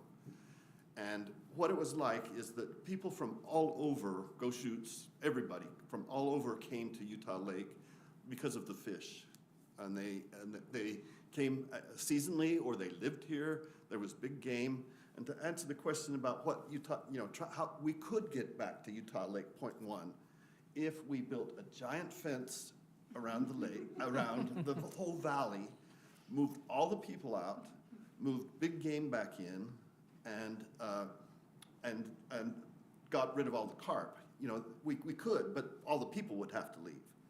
And so I disagree with one thing you said, Luke. Conserve Utah Valley was overjoyed to have Luke Peterson take the helm at Utah Lake Authority. And we are completely behind what he's doing and completely behind this project. if one of the things that was happening back thousands of years ago when all these people gathered here is something we can keep, which was that they came together and they argued and fought a little bit, but mostly they came to find husbands and wives and to trade and to eat fish, and it was a flexible, viable, fluid community. And with the center on the lake. And we can do that again. Utah Lake can be a better resource. I said I had a quibble with Luke, and that's where the location of that ball was. He has it still going up the slope toward that Utah Lake 2.0. I think it's on the top of the crest, ready to tip one way or the other. There's been so much work done, and I wrote all of the things, and you mentioned most of them, so I'm not going to read that. But the controlling the pollution from wastewater plants, the Utah Water Quality Board doing a decade study on the lake, all these things. There's an alphabet soup of people working on the lake.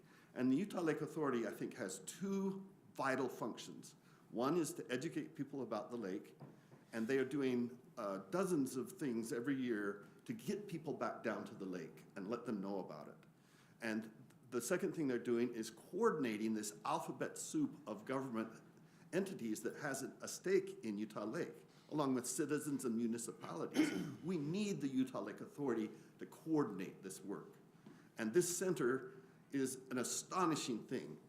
I was so impressed with hearing about just the actions of your community to draw together to deal with this problem. And people who live in my community and other communities don't appreciate what you guys are doing. I certainly have a new appreciation after hearing what happened today. And you've got a big decision before you, but I think I have a feeling that your mayor is visionary, and that this is, that Utah Lake has a PR problem. It's better than people think it is. And we need to get people back to them. And that interface of each community between the city, the municipality, and the lake is so essential. And think what you have the opportunity to do without spending any taxpayers' money, not raising a bond, to establish a center of education to teach people how Utah Lake can be itself, not a lake in Dubai and not Lake Tahoe or some other lake, but itself. And I think you have a wonderful opportunity in front of you to do something that no other community is doing, to make your community, the interface between the community and the lake, have to do with education and a natural situation and engagement with the lake as it will be. I could go on, but I will stop. Thank you, Dr. Benyon. Thanks, John. I'm Terry Harmon. I'm the Director of Public Outreach for Conserve Utah Valley, but I'm also a grad student at the University of Utah. I'm one of those researchers that was mentioned, but I'm in environmental humanities. So I look at the social side of things, the community side of things specifically. So I'd like you to consider, this has been touched on a little bit, but the social impact of a nature center. So we have kind of this missing essential piece of our culture in Utah Valley. We have this massive lake in the center of our valley, but we've pushed it out of our collective admiration. Like, it's not there anymore. You mentioned Jared Farmer's book. We've kind of turned our attention to the mountains, and we forget our center, which is Utah Lake. And Luke mentioned all of the things that happened for, over 100 years of where those negative perceptions and the PR problem and the reputation came from. We damaged the lake very badly for a really long time. But then in the 80s, that really cool shift of the June sucker happened, and hundreds of restoration programs have been done by the state. And the lake is really renewed. It's amazing. And I believed all the negative things about the lake for a long time. I'm a native Utah person. But then I got to know the lake. And if you want to know what the conservation park will look like on this plot, go to the North Shore in Saratoga Springs. There's a forestry fire and state lands restoration site there. that is amazing. The wetlands have been restored, the marsh has been restored, the uplands have been restored, and there's so much biodiversity there that it's the coolest place to go in the entire valley. I will take you on a tour. I've spent over 800 hours in that little site. It's like 80 acres. And that shows you the potential of what Utah Lake can look like. So it's really cool what shoreline cities have an amazing opportunity right now to take the lead on this cultural change and bring back Utah Lake for the people in Utah Valley and start rewriting that story that lags so far behind in that damaged history. Let's bring in the truth. And a nature center is somewhere the people gather and they learn the truth and they get that truth and then they share it. And it snowballs and it's the most incredible thing. So you have an incredible opportunity to affect the culture of Utah Valley for generations to come, where we start turning our attention back to literally the thing that makes life possible in this valley. Thank you for the work you've already done. This is awesome. Any questions for us? Yes. Because Are we you could talk about serious Utah Lake. taking us on a tour? Yeah, Okay. 100%. It's I one of will my take you up on favorite that. things. I will tell you all the things that they've done and show you the potential of Utah Lake. And it doesn't take a lot of land. It takes a lot of money and time, right, Luke? We're ready to But, do it. Yeah, Yeah. anytime. I had one thing about that. The place where the nature center was going to be was on this plot of land that she's talking about. And it was fun to watch.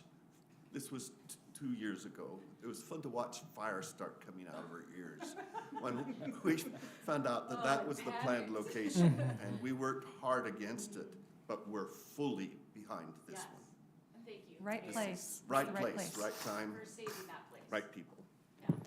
I love field trips, Terry. Yeah. So I don't know that you want to give the world your phone number, but make sure you leave it. Somebody get me in touch Yeah. with Terry because I want the field trip, you know, in association with my dump field trip. I want this one will be way more fun. I've been to that dump. It's not that exciting, but I'm sure it is in some ways. One of the most fun things that I've done with my family this summer is take kayaks to Inlet Park there in Saratoga Springs, get right there where the Jordan River starts from the lake. There's a great little launch spot, and you can kayak all the way up to Thanksgiving Point. Oh, it's gorgeous. We saw foxes, blue herons, like it was unbelievable. Yeah. But thank you so much. And by the way, I did post on the Lindon Community Connection Facebook page today your upcoming hike, Bonneville Shoreline Hike, starting at Bridalveil Falls. We appreciate that. So hopefully we'll get some people out Thank to you that. very much. Thank you. Thank you. Thank you. Any other comment? Please come forward and state your name. Hi, my name's Craig Tulene. I am a professor of chemistry and biology at Utah Valley University. I'm a biochemist. Let me give you a little bit about And who a I'm- Lindon resident. Let me give you a little bit about who I'm not, and then give you more about who I am and why I wanted to say something. So I am not a researcher on Utah Lake. That is, I'm not on the lake, nor do I research on the lake. Right now, I'm on a chair instead. I am not speaking for Utah Valley University or for the colleagues of mine that do research on Utah Lake. Two of my department colleagues in the chemistry department work on the lake. Dr. Sally Rocks studies microplastics in the Utah Lake environment. Dr. Kevin Shurtleff has invented a way to to reduce algal blooms, and both have received funding at various levels for these research projects. Because I'm a biochemist, I also have colleagues in the Department of Biology that do research on the wildlife and the plants, and very importantly, the fungi, and also on the cyanobacteria, which are the toxic algae themselves. And then my office is in the office suite with the other physical scientists at UVU, and that includes the Department of Earth Sciences, and there are several members in that department. The department chair, Dr. Wei-Hung Wang, and the wonderful Dr. Eddie Cadet, who is a tireless researcher dedicated to the health of Utah Lake and to finding solutions to the problems with that environment. He's an environmental scientist in the Earth Sciences Department. I'm not speaking for any of them. I'm speaking as a Lindon citizen of more than 27 years. I came to Lindon as a postdoctoral fellow at BYU and could only afford a trailer home that a wonderful man named Jim Dane helped me put a membrane on top of so it wouldn't leak on my family. And I'm very proud to be a Lindon citizen for more than a quarter of a century. I'm also an educator and a scientist. This is the most wonderful opportunity for Lindon to stand with education and science and Utah Valley University. I was the faculty senate president of Utah Valley University for 2 years, from 2017 to 2019, and sat in President's Council. I was a member of President's Council, sat in the Board of Trustees meetings, and I know Utah Valley's mission deeply, and I know the commitment of that institution to its mission. The mission of Utah Valley University is to enrich this region through engaged education. And that means taking our students into the world and making them a part of the solutions to the world's problems, starting right here. This program, this project, is a chance for you to vote for that kind of a mission and to put Lindon's name with that kind of a mission. And as a citizen of Lindon who believes in that mission, not as a stakeholder in my own science, but as a believer in those priorities, I'd urge you to give this every consideration. And I'm very grateful for Mayor Lundberg and for the others that have worked to make this project a possibility. And thank you for your time. Any questions that I might answer? I was going to say, as a Lindon citizen, our youngest is 26, so he was born and has lived his entire life in Lindon. And driving with him not long ago along Geneva Road, he said, "Why is this called Geneva Road?" I said, "Well, that's a really important question. A lot of people think it was named after Geneva Steel, but why was it called Geneva Steel? Do any of you know?" His daughter, wasn't it? Yes.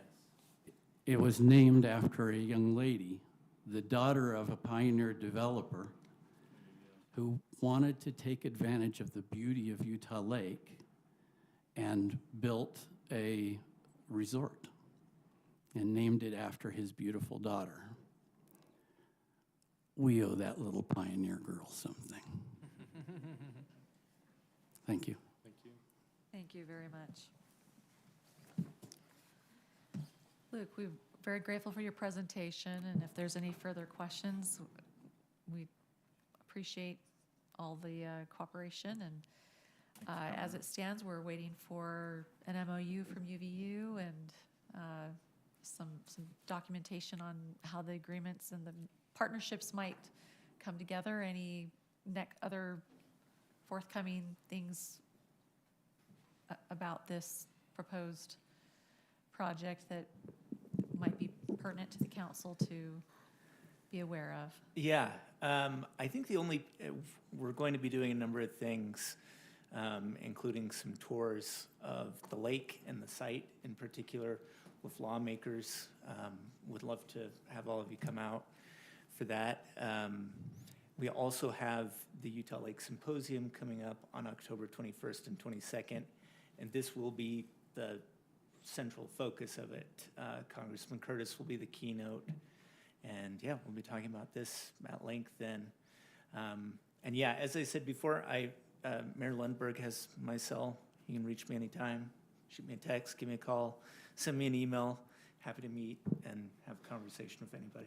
Please invite us to those events. We'd love to. There's, a decision coming down the pipe that we need to make sure we understand all of it. That's perfect. Okay. All right. Thank you very much. Thank you, everyone. Thank you, all of you, for your great passion and information tonight. Thank you. Hey, I will say that 20 years ago when I was serving, I went to meetings at Timpanogos Special Service District, and it was stinking 20 years ago, and they said it'll be done tomorrow. But something's happened operationally out there, because I've noticed it in the last 3 months. It's gotten worse. It's gotten worse. And for a long time, I didn't smell it. And so I don't know if they're turning their sludge at the wrong time or whatever, but I think they can do an operational adjustment and put some ease to it without having to rebuild it. They got to rebuild it eventually. Right. Thank you. Thank you. It's fun to listen to all the stuff that you're discussing. It's really nice about how it intertwines. Want to come back? Thank you for creating a great. These two guys were coming to my city council meetings way back when too. You guys remember that, don't you? All right, you get better on that knee. I will. All right, we now have item number 9. This is a public hearing for a fee schedule amendment. I'll motion to make to open a public hearing. Second. All right, we have a motion by Councilmember Hoyt, seconded by Councilmember Broderick to open a public hearing. All in favor? Aye. All right, we're now in a public hearing, and we'll have this presented to the council here. Juan and I will tag team this, and so Juan has been going through our fee schedule, and this is something that with some of our new secondary water meters and replacement of a lot of culinary water meters lately, we're reevaluating those prices. The costs have changed on the purchase and acquisition of some of those meters, so this is the proposed changes on installation of water meters, both culinary and secondary. On a few of them, the price has gone up, and therefore our prices have gone up. On a few, the price has gone down, and therefore we're lowering prices. So really reflective of the market costs of the meters themselves.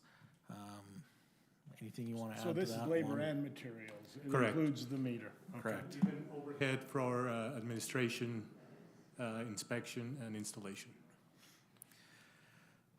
So this does not include citywide overhead. This is just overhead at Public Works for a couple of their other positions. And so we are looking at our fee schedule, Chase and Kristen are working on calculating overhead by department and looking at total city infrastructure and facilities, and that's something that we'll probably bring to you in the future, but this is what we have proposed at this time. So.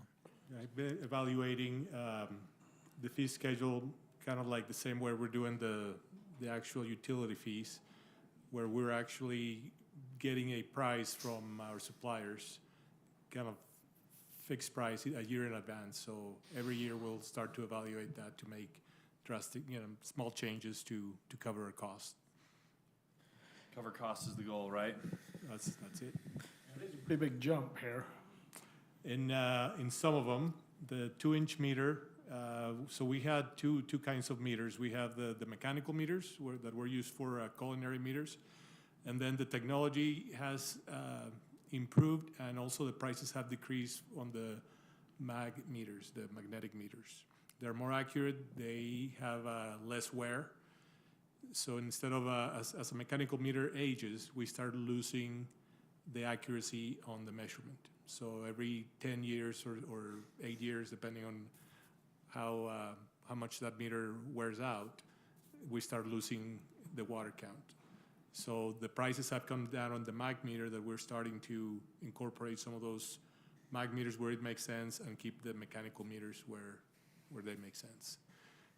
The reason for mechanical meter wearing is when we have a 1-inch supply, and then somebody says, I want to have a 3/4-inch meter. They pay for the 3/4-inch meter, but then on the other side, they install a 1-inch or 1.5 inch supply to wherever they're going to take it.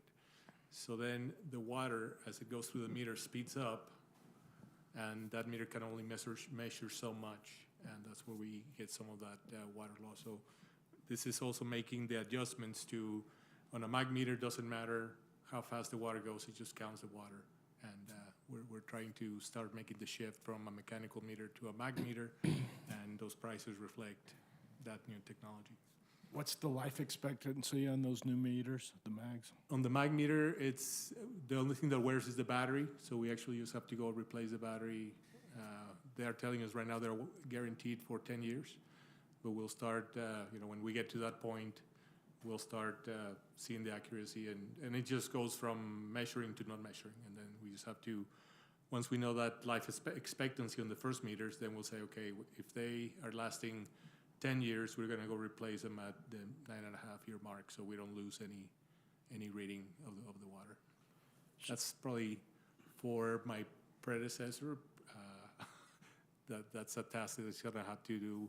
Probably outlast my. So I have a 1-inch line, culinary line coming into my home. I've been there 30 years.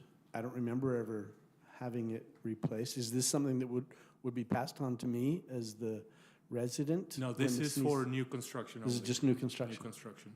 When we replace our meters on an existing home, there is no cost to the resident. That's something that we just build in our operation maintenance monies, and then we just replace. So this increase is obvious because hardware has gone up in cost, right?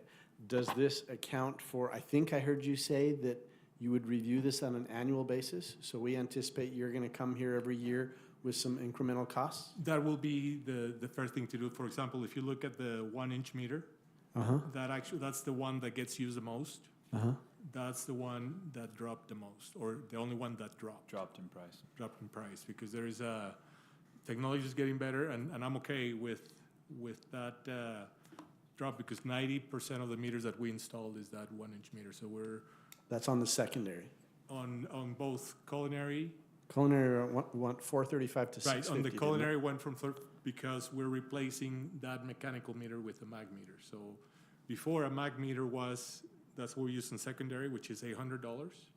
Now we're using the same meter in culinary, and it just has that increase, but it's a more reliable meter for us, lasts longer. So again, you anticipate doing this annually. You're not buffering this for future. This is just our cost right now, and we'll see you again in a year. All we're doing is rounding it up, so it could have been $634. Sure. I'm just rounding it up to that. And I imagine that'll be at our budget, during our budget process, every fee schedule is renewed. This isn't on its own separate schedule, but with the budget process, we would look at this With the again. fee schedule, the one that I proposed before, I made a mistake that did not send the email to Kristen for this, because I said, hey, Kristen, the fee schedule is not the one I proposed. He says, where is it? And I still have it on the draft. To me. So that's why I'm here out of turn on the. All right. Okay, this is a public hearing, so if there's any questions or comments from the public, we would entertain those now. All right, seeing none. I'll propose that we close the public hearing. Second. Motion by Councilmember Hoyt, seconded by Councilmember Broderick to close the public hearing. All in favor? Aye. All right, Council, this is back to you. Any further discussion or questions on this proposed fee amendment? I'm ready to make a motion unless there's anything from my council members. I'll move to approve Resolution 2024-24-R as presented. Second. Motion by Councilmember Hoyt, seconded by Councilmember Stewart. Any further discussion? Was it 24 or 25? It says Oh, 24. there's a difference in the line item number 9, it says 25. In the motion, it says 24. 24-25, it's just a small On the top, it says typo. 25. It is 25, Yeah, okay. I believe. So So we'll we'll have make a- that correction. Hey. Please make sure do. it's correct. Feel free to. I was Good trying catch. to decide which of the two. Little typo. Technical. So moved. And I second the right. With the typo correction by our recorder. Okay, we have a motion. We'll call a vote. All in favor? Aye. Any opposed? Okay, that passes unanimous. Thank you, council. And one. Okay, we now will go on to item number 10. This is just a discussion item, not a legislative decision regarding curb gutter sidewalk improvements that we have throughout the city and how to address them. We just need some general direction from you, and I just want to give a few examples of some things that have happened here in the past and will help us as we move forward. On some city streets, the city has paid for as part of projects, citywide street improvements for shoulder improvements, curb, gutter, sidewalk, and maybe some extension of asphalt. Center Street project would be a good example of that. So, just let me throw up a few photos here. Street view photos, this would be one. Looking down Center Street where years ago, the city paid to improve the north side of the roadway, put in the Heritage Trail, and then ran that throughout town down Lakeview and 800 West and several other streets. Homeowners were not assessed anything and didn't have to participate in the cost of that. Center Street is another one on the south side that we're doing this current project. So there were some vacant properties like this one where the city said, hey, we want to have completed curb gutter sidewalk all the way down the south side with the schools and then the temple coming in. So the city made the decision to, again, improve those and not assess the property owners in any way. We do have some circumstances where property owners have approached the city and said, hey, we want to improve our frontage and have offered to participate. This corner house was one that is going on right now. They said, hey, we want to improve. While all of your construction crews are out here, we want to extend that improvement down along the frontage of their property. So they've worked with our engineers who said, hey, we'll participate 50-50 on that. So they offered that deal. Sounds like that's going to happen. Some other areas of town, this is one where years ago on this specific stretch of 400 North, the required improvement was a gravel horse trail, horse path. That was the standard at the time. And so curb gutter and the horse trail were installed. And then we've had some properties like this one here. This is an older photo, so we're looking at 2017. This property owner came forward, as I recall, and said, I want to improve that and get rid of the gravel. And as I recall, they paid for that improvement. And so that wasn't something the city participated in. We've now had this owner ask kind of a similar thing. I think they were building a big fence and had a bunch of stuff stacked there and said, hey, what needs to happen for this to go in? Our feeling on this particular instance is that at the time of development, they met their burden. They met their obligation. And so if they're looking to have that now improved with a concrete sidewalk, the city should probably cover the cost of that, is our feeling as staff. And so then there's other properties, if you were to continue further, that have existing homes on them, and if they were wanting to improve those, we're looking for your guidance. At what point does the city participate? And let me make sure I understood what you said. So the house back there, you feel like it's the city's, that the city should pay for all of it? So the city's current standard, if this were to be built today, would be for this to be a concrete sidewalk. Right. And they met their obligation at the time when this was put in. And our plan is to remove this gravel and put in a sidewalk at some point in time. And that's our current cross-section for the You say street. they met their obligation, they paid for it all, or They just- paid for all of this, and at the time, the ordinance said That's it what the has to be ordinance this was. gravel trail in this location. Okay. So that was their required ordinance standard for the street cross-section at the time. So What's now that tricky, we've yeah. made this shift to, yeah, we got rid of the horse trail concept and we're gonna put in a concrete sidewalk along this roadway. So they're approaching the city now and saying, okay, can we get that sidewalk in? The neighbors paid for it all at their own choice. And so now they're asking, city, will you cover the cost of this? But the resident is making this request. I feel Correct. like there's a difference between the city saying, okay, now we need to, make this change versus residents saying, right, it might not be on our agenda right now as a city, but if the resident is saying, hey, that looks really nice, we'd like that at our house, but it's not on our agenda, I get that they met it before. I mean, frankly, anyone who doesn't have curb gutter and sidewalk would have the same claim as them, right? No. Because it was grandfathered in at the time they met the requirements. It wasn't until the 90s. that Right, I we mean, if passed you're that gonna say ordinance. up until it was like late 1960s, early 70s.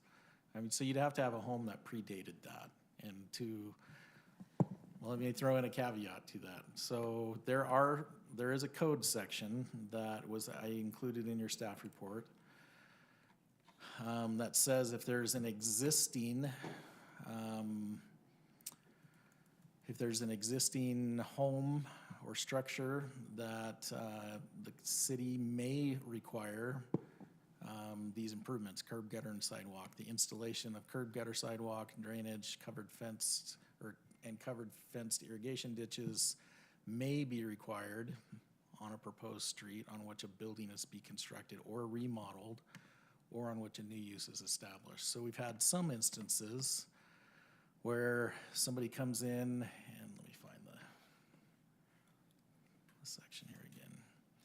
Somebody comes in and says, we want to build a new house, tear down an existing home.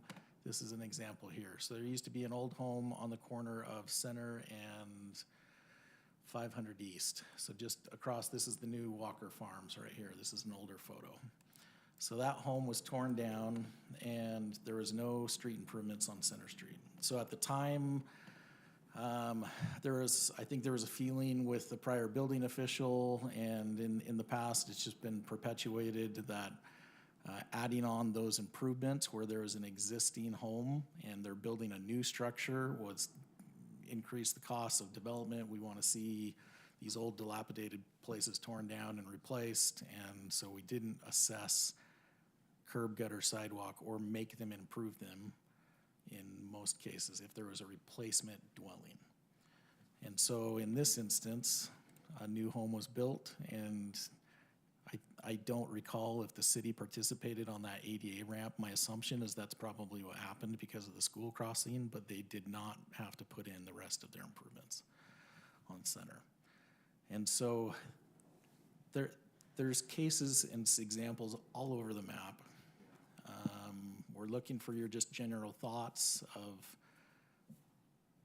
should we require street improvements on every new structure, whether there was an old home there or not? Should the city participate if a homeowner says, hey, I want to put in these improvements and it didn't exist previously? Should we change our ordinance to say shall instead of may? We're just looking for general guidance on that. We have several examples. Consistency and fairness. Yeah. I've been asked about this just in the last, or during the Lindon days, so, where sometimes the city participates, and in this particular case, they said we had to do it all by ourselves. So I don't know what the answer is, but consistency and fairness. Yeah. Yeah, the tricky part is I think a lot of residents, they think, oh, it's the cities that build streets and sidewalks. Well, no, it's development. The property owner that develops something triggers it typically, unless it's a special, project that's deemed necessary for the community at large, like our Center Street project, the Heritage Trail, significant collector roads, for safety and where there's schools or whatever. But it does create a tricky thing. Like, there's people who have paid for their sidewalk 100%, and if we then now pay for sidewalks going forward for people who have an existing home with that one, will we have a bunch of people say, hey, I want a refund? And the thing is, we need to be careful too. We're saying city, this is Lindon resident taxpayers paying for sidewalks potentially. So how do we address consistency and fairness and good fiduciary responsibility with Lindon City resident taxpayer funds? So Noah and Trent, our city engineers, are here tonight. If you have questions, and Mike Florence is here with the building department, and so feel free to ask them. But again, this isn't something we have to make a decision tonight. We're just looking for thoughts and opinions, and maybe this is an item that we need to readdress, certainly. But Probably so. Have we found out, what do other cities already do? I always want to find out if somebody else has already figured out a consistent, fair method. Speak for Springville, where I previously worked, which is if someone were going to remodel or build a new structure, they had to fully improve their frontage, and that was on them. I don't know if there's any special circumstances. Every time I dealt with it, was pretty much if there was not curb and gutter or sidewalk, then that was on the property owner to do that if they were gonna build a structure or a significant remodel. And I don't know, it would be really helpful for staff just to have a direction and a policy, because I know Mike and I, as we've looked at one of these, I'm thinking of one, it was on 400 North next to Dave Thurgood's. They had an old home there. It had been demolished for a number of years, 10 years plus or something, and then they came through for a new building permit, and Mike and I were both like, yeah, you need to put in your street improvements. And then we were informed that in the past, the city's policy had been, if there had been a structure there and this was a remodel or a new structure where it had been one previously, no improvements were required. But it seemed like there should be kind of, a limitation of time that had gone on. Like, I get it, if you demolish a house and then next week you build a new one, maybe that's different than, waiting a number of years to where no one even remembers the previous structure. So we're kind of at a loss. We want to be fair and consistent, and right now it feels kind of like we're being somewhat arbitrary simply because we don't know which set of rules we're supposed to be operating. It's hard because Lindon's identity, a little bit of country, I think there's a lot of people, and especially back in Mayor Dane's time, that felt like sidewalks were too city for Lindon, and they did not want sidewalks. And I would say there's still a small contingency that still feels that way, that it's a little bit of country to not have your sidewalk, which, is fine. That's their prerogative to have that opinion, and I worry about opening Pandora's box. I feel like there could be a lot of claims of, hey, the city, if we say it's fine for one, hey, then put in my curb gutter and sidewalk, which is very expensive. Adam, can you pull up real quickly 100 South, 680 West, or 710 West? This is a great example where there's been flooding over and over, and I know curb gutter sidewalk was just put in right there. Yep. If you'll head this way, right there on 710. 710 right there. This one? Yes.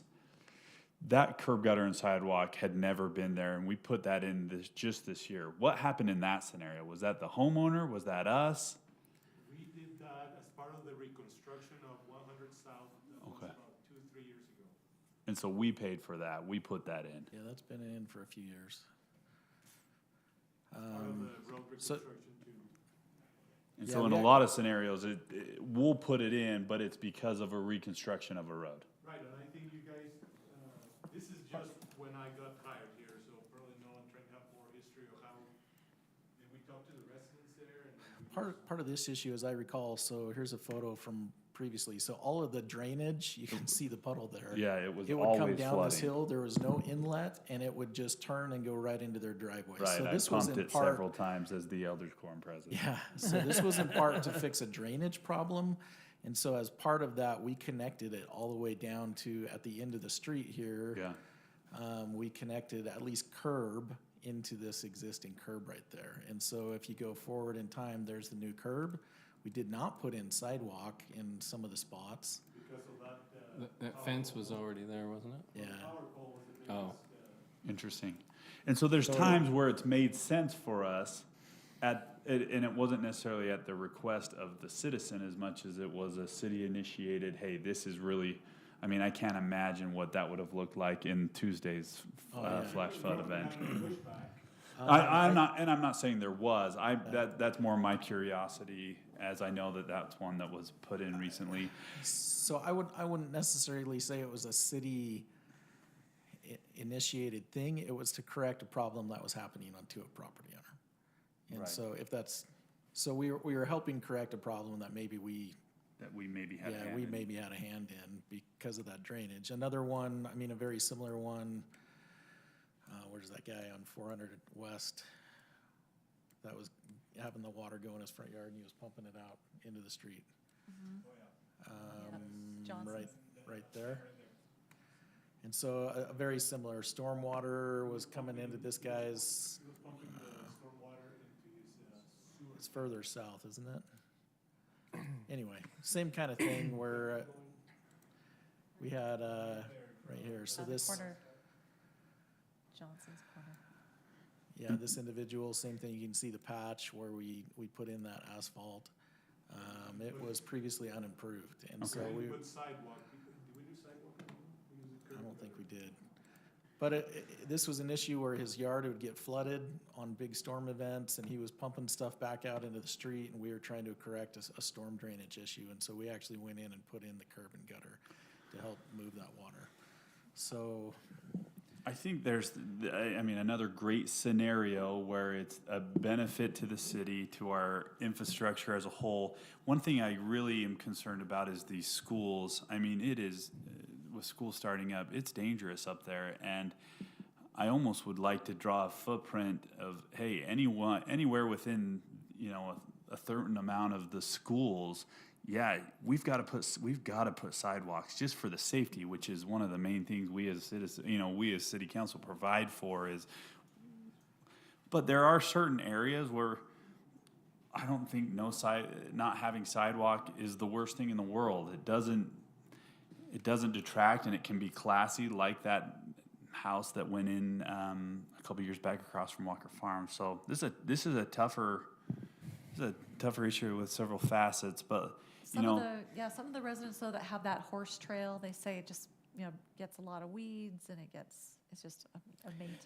Maybe those are scenarios that I think we could participate. I'd be very hesitant to just say, yeah, we'll take on the onus and we'll cover all of it. I feel like, Jake, you're addressing the when does the city want to make improvements. One of the things I heard from Noah was, and maybe from Adam, was if there's significant remodel or reconstruction going, then we haven't had. And I feel like in that case, it should be on the new building permit expense.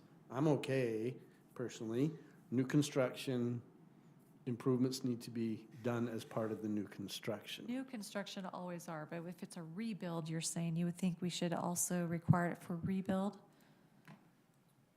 There's a good example. Yeah, any exterior addition or change the footprint of the structure. Yeah, if this property owner came in, home built in the late 1800s, and said, we want to build a new house, we're going to tear this down, and then we were to say, by the way, you have to put in the distance of your frontage, probably $20,000 worth of curb gutter sidewalk. And then they say, well, now we can't afford to build our house.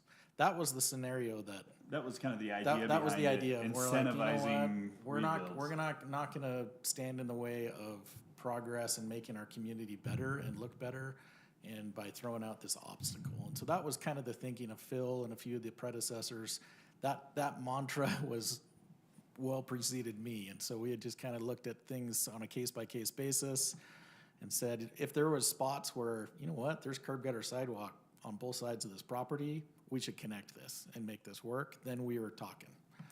And I have maybe a slightly different bent on it. I view this sidewalk, like when I think about who should pay for it, I think about who end users are. And like in my house, I'm one of the least people to use the sidewalk in front of my house because we have people walking all the time. I think it's like a public infrastructural thing we offer. And like Jake said, there's kids and people in wheelchairs and things like that. When I look at Locust where I live, there's just patches where it is and then it stops abruptly. And then that's where it flooded the worst in my community because there was nothing to divert the water.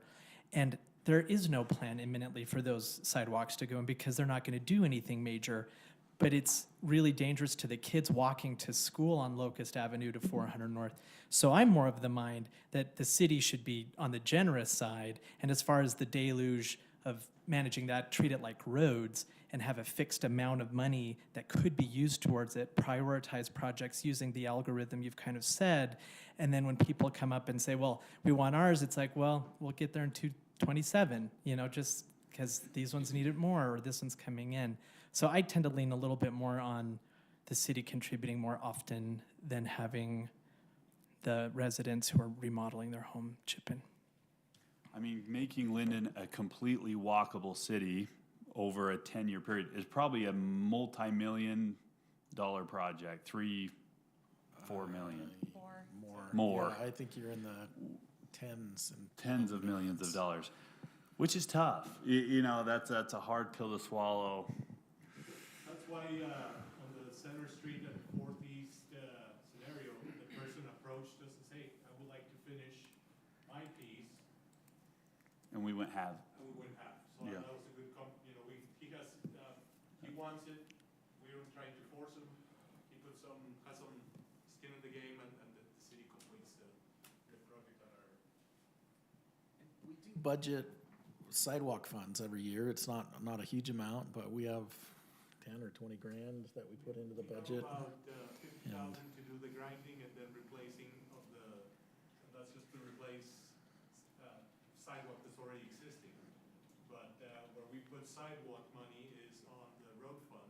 When we're trying to do a big road that we have to do ADAs, we replace that sidewalk. If there's a piece missing, then we kind of throw it in there, kind of how we did with 100 I think what Jake said also makes sense. There's some stretches of road that don't have really any sidewalk that seem different than the example I provided on Locust, where it's like done, done, done, stop, stop, stops, done, stops again. It's portions like that that become the utility of the sidewalk decreases substantially. A good example will be 135 West, right? We're gonna go rebuild that road. Yeah. We have a plan, and it's okay. At this moment, I think the city as a project to make a safe route to school, make access to the park, it makes sense to connect that sidewalk all the way from 400 North to 200. It's also our bicycle trail routes. Yeah. We'll have a trail there, wider. But that's a city initiated, but then if somebody says, hey, I'm missing the piece in front of my house, that is, if we say, let's go 50-50 on that, and then but they come asking for it. But on the ones where we are actually redoing a road, it's city initiated, the city pays for those improvements. That's my take. There was some time that I needed a little bit of change at my house, and there was some work going on, and I was happy to pay a percentage of it. I have no idea if I paid 50% or 25%, but I was happy to pay because it was something that I wanted to meet in the middle. We did a similar project in Locust as we finished 725 North. We were dumping a whole bunch of water into Locust, so it made sense to complete sections of sidewalk to keep channeling that water to those areas that we're. Yeah. That was more of a curb and gutter. We didn't do sidewalk because we were just eliminating the flooding potential safety, but then we don't have enough money to do the sidewalk. Adam, we go to Main Street and 200 South. There is one other option. I represented the bank on this as we owned one of the properties. On Main Street, there were no sidewalks, and they gathered all of the property owners. We sat down in the conference room and proposed interlocal's the wrong and a group special improvement district. a special improvement district amongst the 12 property owners right there, and one property owner on the east side there was adamant that he would not participate. And so it kind of blew the whole thing up. And so you can see on the east side, there's still no curb gutter sidewalk, and it floods pretty regularly. But on the west side, they agreed to it, and I believe they paid for all of it, right? Yes, they did. I would have to look that up. I think that's my understanding, but The dance studio recently did their improvements you know, on their own. I think there's a couple of different facets. I think one thing we could, if you're looking for some decisions tonight, is on new, going back to what you just had pulled up, Adam, on new, on redevelopment. Do we want to change that? Do we say, hey,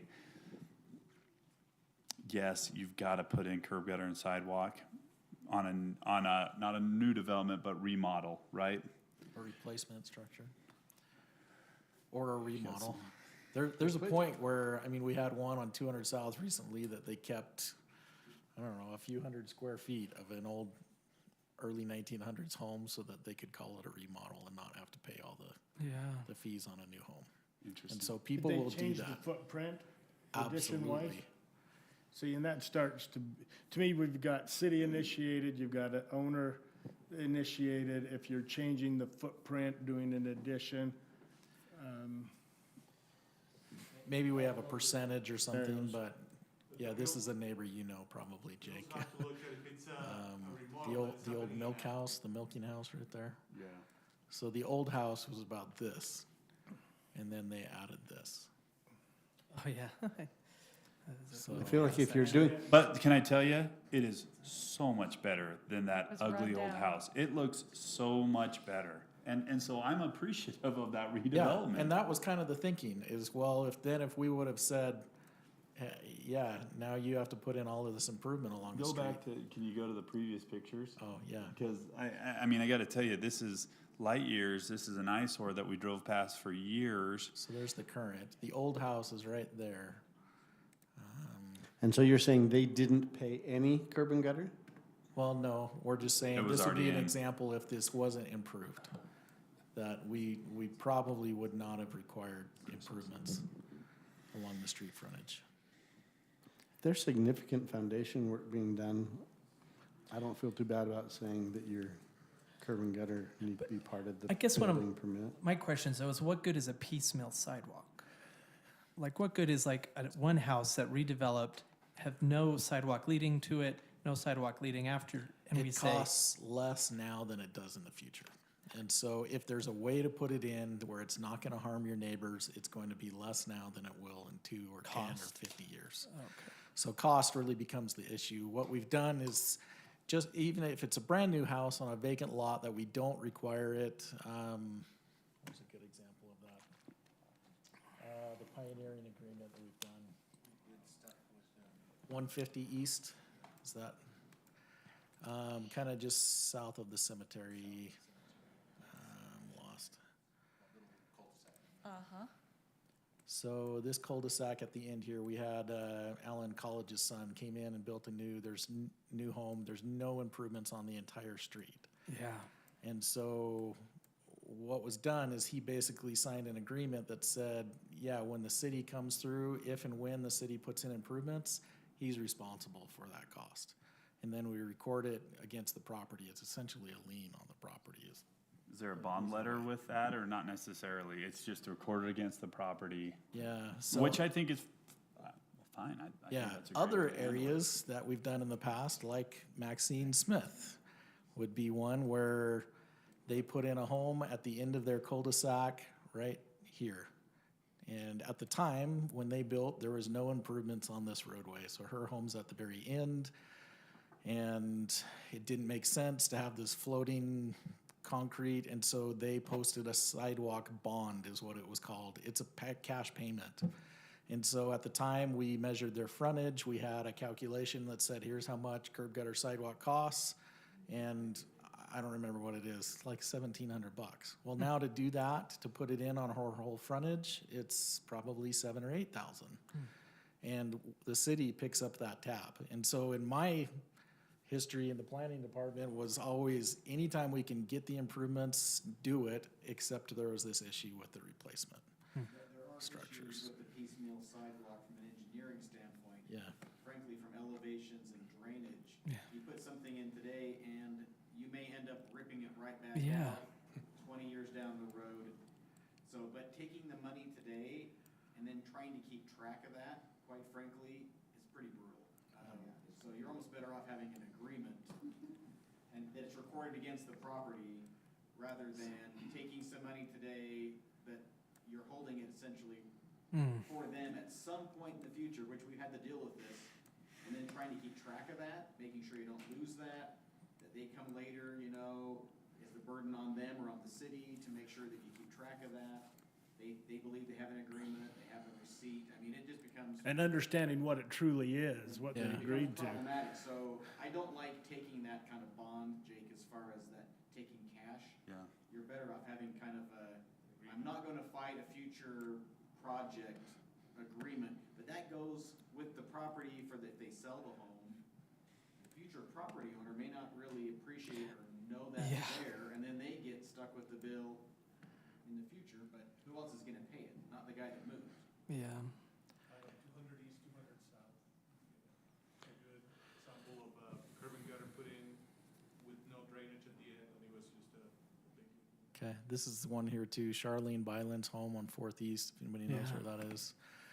And when they built, they wanted to have their frontage improved, so it looked nice. And so these two property owners paid for that, and there's no curb gutter sidewalk on the entire length of the block. So it is a floating thing. Is that similar to what you were talking? 200 east, 200 south. As we've been discussing, Mike and Noah and Trent, Juan, do you feel like you've gotten some of the answers you're asking, or are we just talking in circles? I mean, I get it, this is why it's a complicated issue, because if it was a simple one, we probably wouldn't need to come and ask you, how do you want to implement this?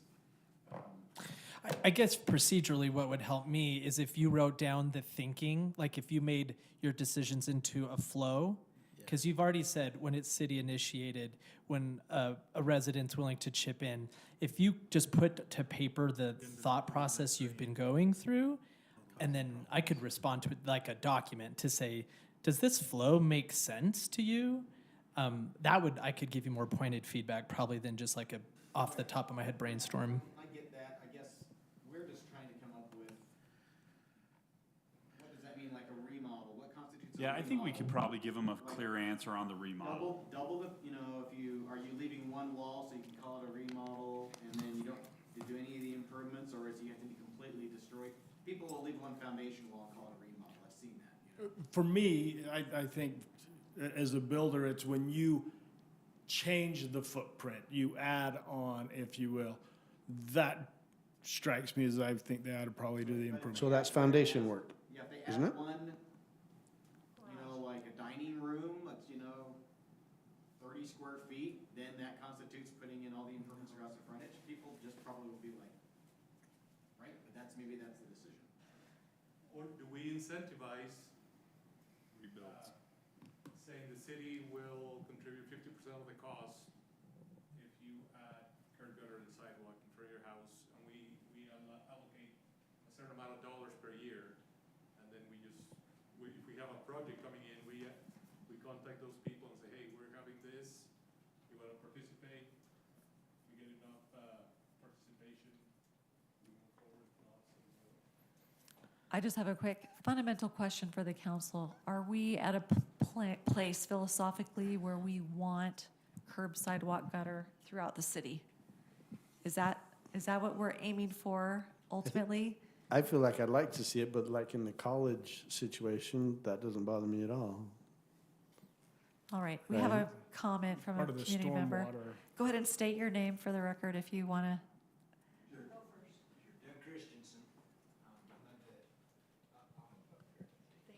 I live on Lakeview Road, and I had the pleasure of working with Juan this morning.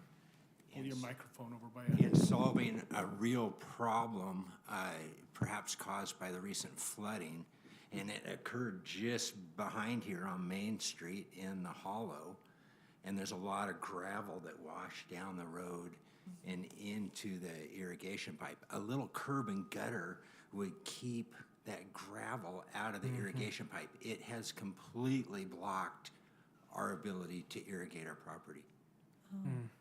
So we have an 18-inch pipe that is full of gravel underneath State Street. I spent quite a bit of time this morning with Juan's crew trying to find a gate on the west side of the street, assessing the other gates that we could get to. And their solution was to sandbag the pipe and seal it completely off. So I have no irrigation water until this problem's solved.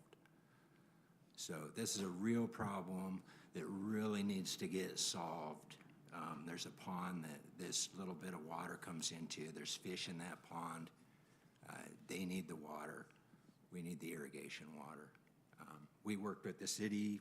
We were cooperative with Juan this morning in trying to deal with this. So my wife's a serious gardener. We share our fruits of labor with the neighbors.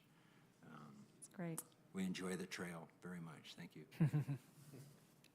Thank you. My wife's Sandra. So apparently that pipe is blocked under State Street, and because it's blocked, they're trying to block all of our pipe off because it comes down here. I don't know what that building is now. It used to be the feed store. Mm-hmm. And that's it will long. flood down into the tunnel there. And so we need to get the issue resolved under State Street so that the water flows and isn't flooding the tunnel area. And I had one other comment when you were talking about houses and if someone wants to tear down a house and build a new house there. I think you got to take into consideration the reason they're tearing the house down. If the house there's been a fire, there's been a flood, something that's caused the house to no longer be safe, they've already got a burden to replace that property. And so when it comes to this sidewalk stuff, you may have to take things like that into consideration. Do you want to pay for their sidewalk? Because that's what we would be doing. And I'm not saying that it's no, but it means collectively as a city, we would do The that. situation that you presented with the old horse trail and the people came and asked for you guys to replace it, they're just looking for property improvement. I see no reason for the city to participate in that. Well, thank you very much. It's a tough question. There are tough answers to figure out what's the best way to do, and we prioritize. There's limited resources, there's real problems, we should address the real problems. Absolutely. The little fringes, Like a blocked pipe. the little teeny things, I got a serious problem. Some things are very high on the priority list. Understood. They Well, rearranged my whole schedule today. Everything got canceled.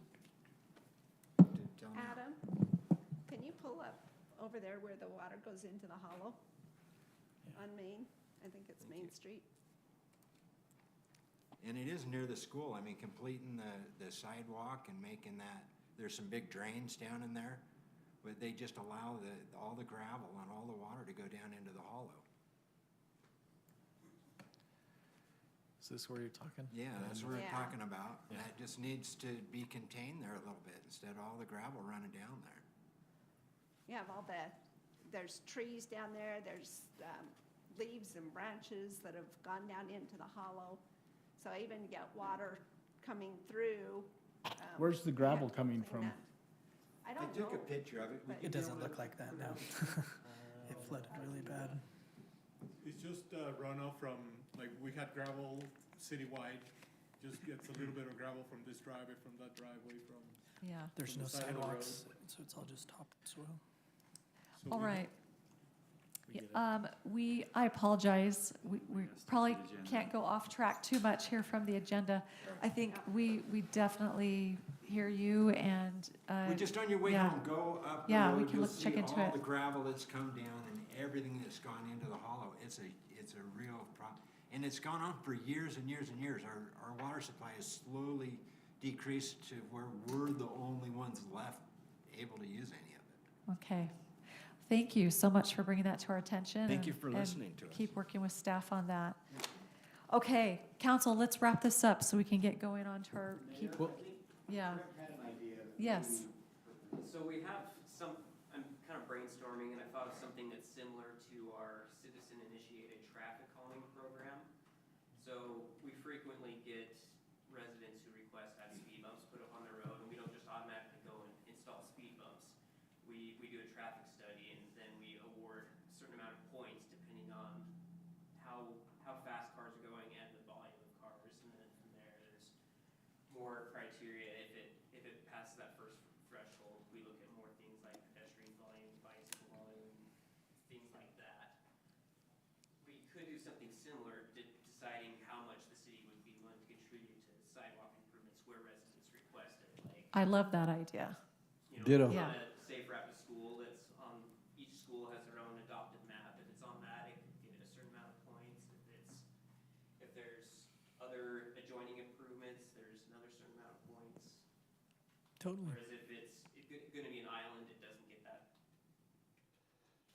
If they're quadrupling their square foot size, then that's a lot more. If they're adding a 30-foot, Yeah, as far as that, from what I can remember in my previous life in American Fork, it seems like that those improvements were required depending on a percentage of how much the footprint was increased. changing. We can other cities have specific. Liking your line of thinking, What for I'm sure. hearing is, let's see what practices are in our sister cities, just kind of compare where we are in the spectrum. And then I love that idea of kind of vetting the request and having an empirical, data-driven, system of determining priority for city. I think there definitely are situations, I'm hearing from council agrees, there's situations where city participation to alleviate the burden because there's a greater, need for other citizens for that area or impact. I think it's appropriate, but it's not necessarily appropriate for the city to have a blank check written for every location in the community. So would council, Yeah, we're is liking that where some we're good going with direction? I think that's a fantastic idea to bring back and maybe have a strategy there. We can do some more brainstorming on our end and bring something back. That would be great. We didn't want to let this moment pass, though. Luke Peterson did compare carps to engineers. Low blow. To be flattered by that or depressed by that, at least he didn't compare engineers to carp as bottom dwellers, so we appreciate it. And don't the carp eat all the garbage on the bottom of the lake? Yeah, so, I don't know how I should feel about it. They stir it up. All right, we've been going for a long time. We're going to do a quick 3-minute recess for water and bathroom. Okay. Interesting is if old city starts getting built out, one person puts in the curb and gutter, all of a sudden now it's flowing well, that's water. interesting. It didn't bother me at all that, well, we gotta start somewhere being the curb and gutter, but you're noticing that there's an engineering firm sometimes, because then it makes sense. Oh, yeah, you gotta be there's a lot of engineering to make it be put in correctly. And then somebody puts it in, and maybe a design changes, then it's shot down.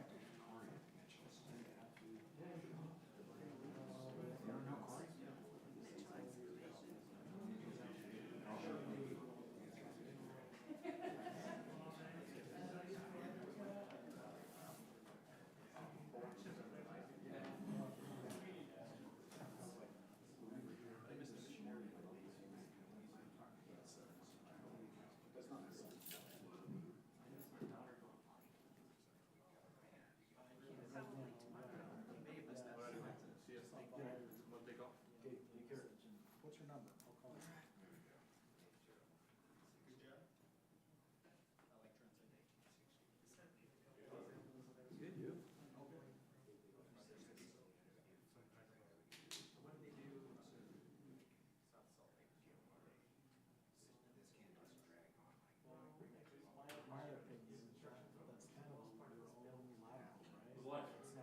No, this is gravel coming down the road.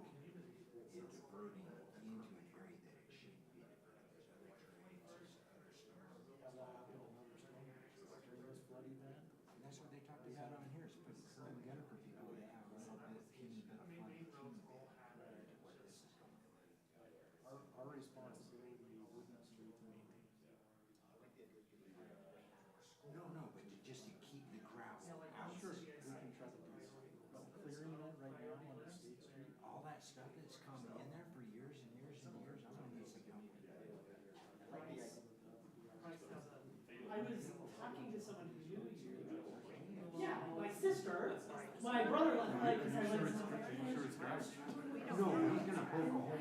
That seems to be the obvious thing that's coming from the road we don't see.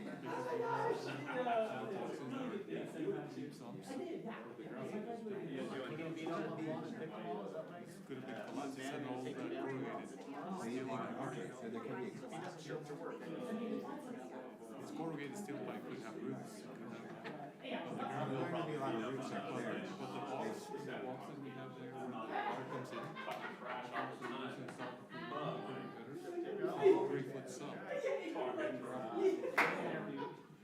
the pipe is 6 high,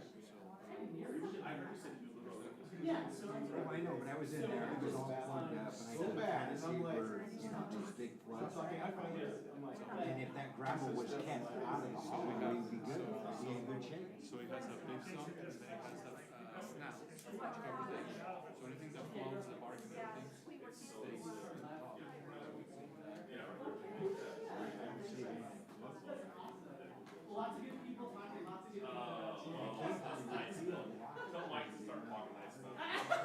Might get in line. I might need some food. I know. Is this food? It's gonna be as close as we get. So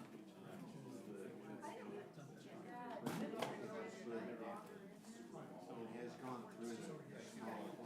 I can meet you over there to show you, because we have the stormwater pipe, and we have the irrigation pipe. They are not connected. So the water that's coming to us is what's coming from their field. The wetland, where the water's coming from. And then the stormwater goes through a different. Here with the guy.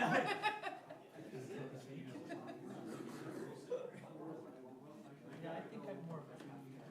We'll call you that. Well, that's what I was. Because it doesn't count. You having one half of those? Can I have the other half?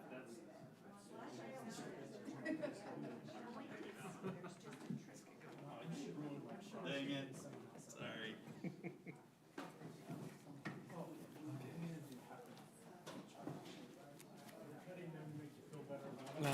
It's half the calories when you cut them. I just want different flavors. Oh, like I eat 8 of them. Exactly the same. Yes. Like, right? I'm like, oh, I can have 12 pieces. Yeah, there's one of that. Oh, no, I've got a bunch right here. What are these? We could chocolate cherry, I think. Nope. We didn't realize that some of you were doing that. Oh, really? It used to be 7. I was just telling you. Yeah, Tuesdays and Wednesdays, planning commission is Tuesday, and city council is on Wednesday. Yep. And so we're not used to doing Goal it on Monday. was to get that one back there. Is to get what? Not, if there's extra.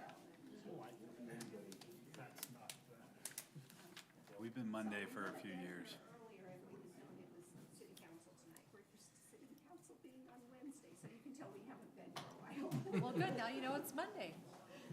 Okay, fantastic. All right.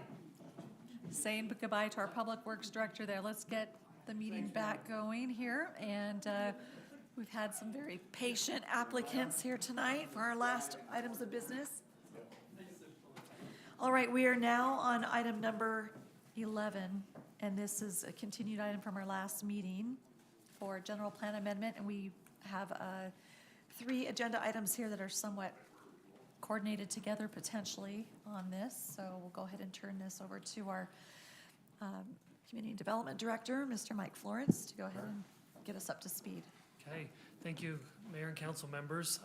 So the last city council meeting, this was continued. There's 3 agenda items. There's a general plan amendment, a zoning map amendment, and a development agreement for your consideration.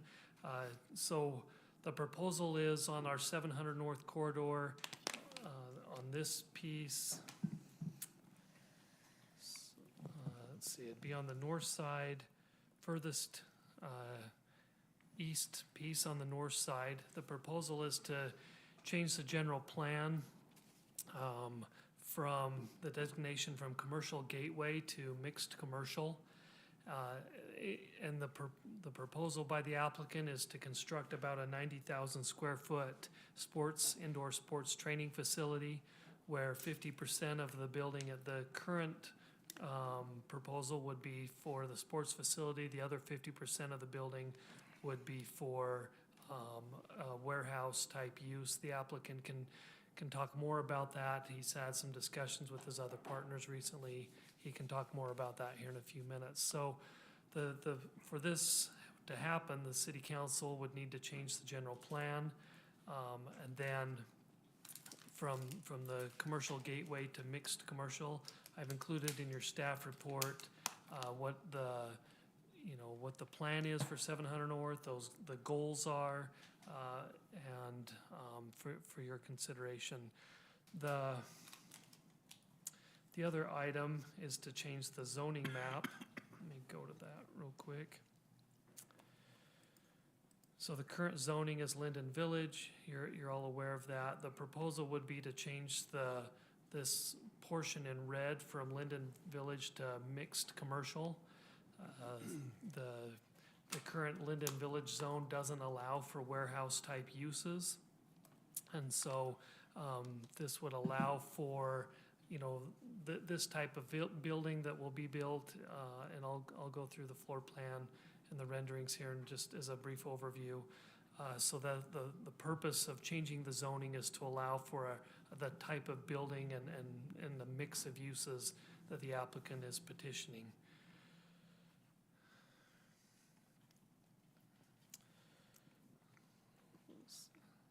Go to the renderings really quick.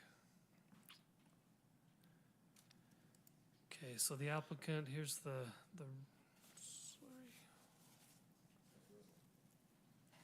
Trying to see where to minimize, there we go. So this is the building proposal. We went through this quite a bit last time. Again, it's about a 90,000 square foot. It would be a mixture with the architectural metal panels with some stucco, quite a few windows along the front and sides of the buildings. Similar, there's like the climbing gyms in Salt Lake County. Those have been the front climbing gym. There's similar type material. You can see that in the left-hand corner there. You can see the front and sides of the building. And then the rear would have some overhead doors. Here's a site, or view of the site. The two retail paths would be another consideration in the future, not part of this project, but it would take up all this property as part of this parcel that's open right now on the east side of 700 North. Any questions about the general plan amendment or the zoning amendment at this point? What if, years down the line, there's like a transfer of the property, Jason sells it, and I can't, and this is not probable, but if they came in and they're like, no, we've got this different idea, we're gonna bulldoze this beautiful thing and put something else that would fit within the parameters of mixed commercial, does it remain mixed commercial, or does the zone revert back to gateway? It would remain as mixed commercial. Okay. But subject to the development agreement. Yes. So, could you just give me a couple more sentences about what you mean by that? Yeah, so let me. Subject to I was gonna jump to the development agreement next. Perfect. You can do that. So with the zone change, we felt that it's important to have a development agreement that guides the future of this project, because what we don't want to see is, a large warehouse sitting there right in the middle of, our priced corridor, with something that may be incompatible in the future.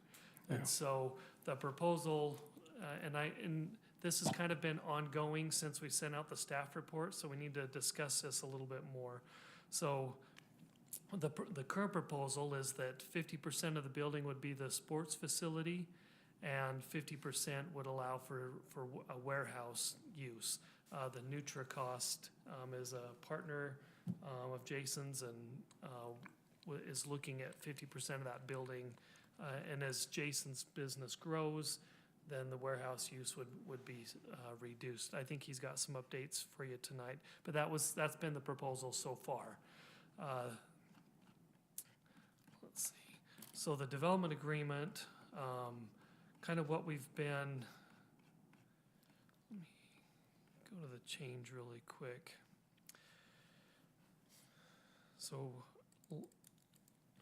up until probably today, Jason and I were under the impression, and this is the way we thought we had presented it last time, that if the property is redeveloped, then Jason would be required to put 3 commercial storefronts at the front of the building. But there was some uncertainty on how much warehouse, how much office space. And so as we've spoken today, and the wording would need to be modified again from what's in the current agreement, but kind of what we've agreed on today is that 50% would be a max. That's great. On the building proposal. We'd need to include that in the development agreement. So 50% would be a maximum amount that could be used for warehousing or other uses that are allowed in the mixed commercial zone.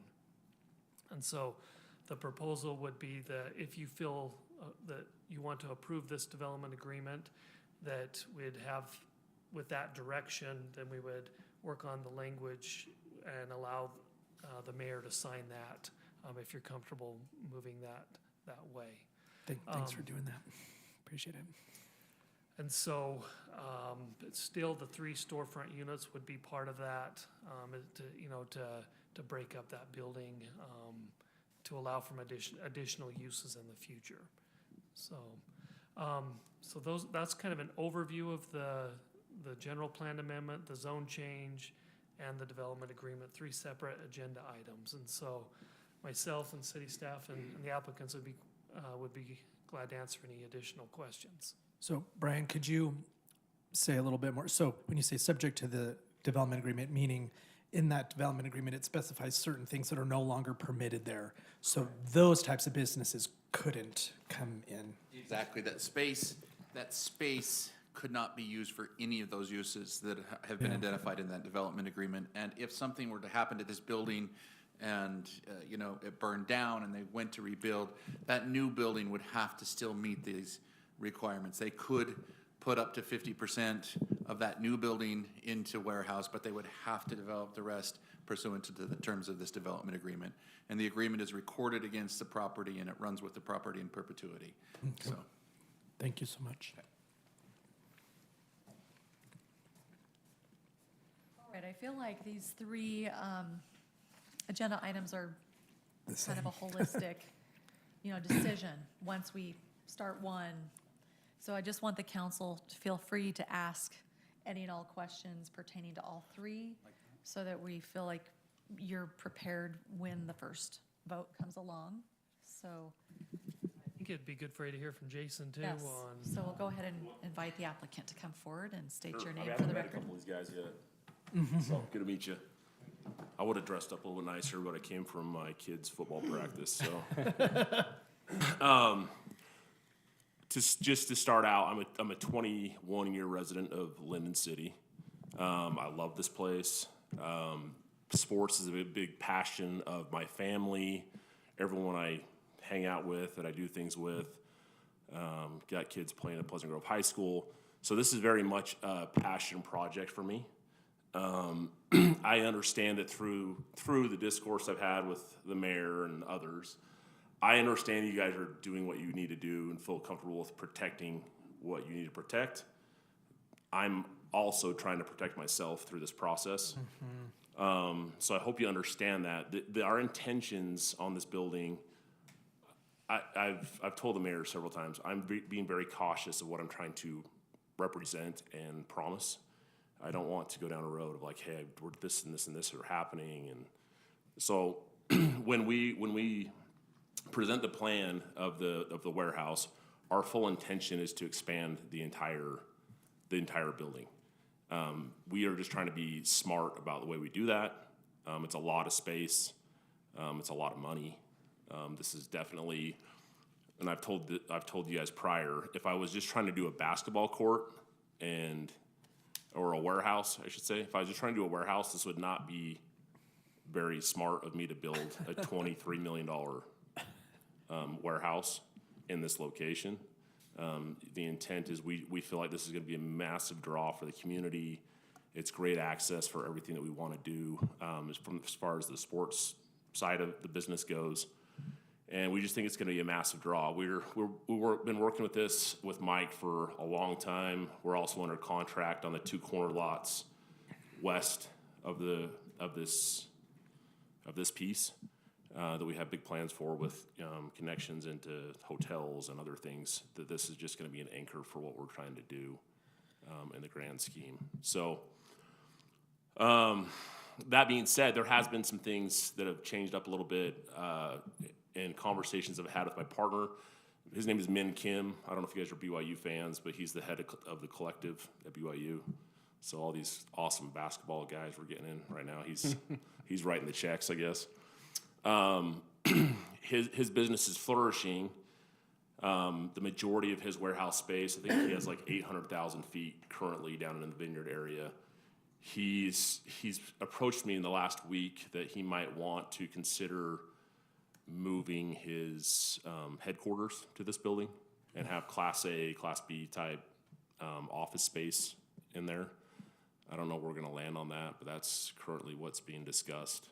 That might be 30,000-ish feet. Naming rights to the building. Huh? Yeah, that's what we've already committed that to him. Nutricost. Yeah, Nutricost. He's really funny about that, actually. So I actually wish he was here and he could bug him about it. But so that's kind of where we're at currently. We have big hopes for what we're trying to do.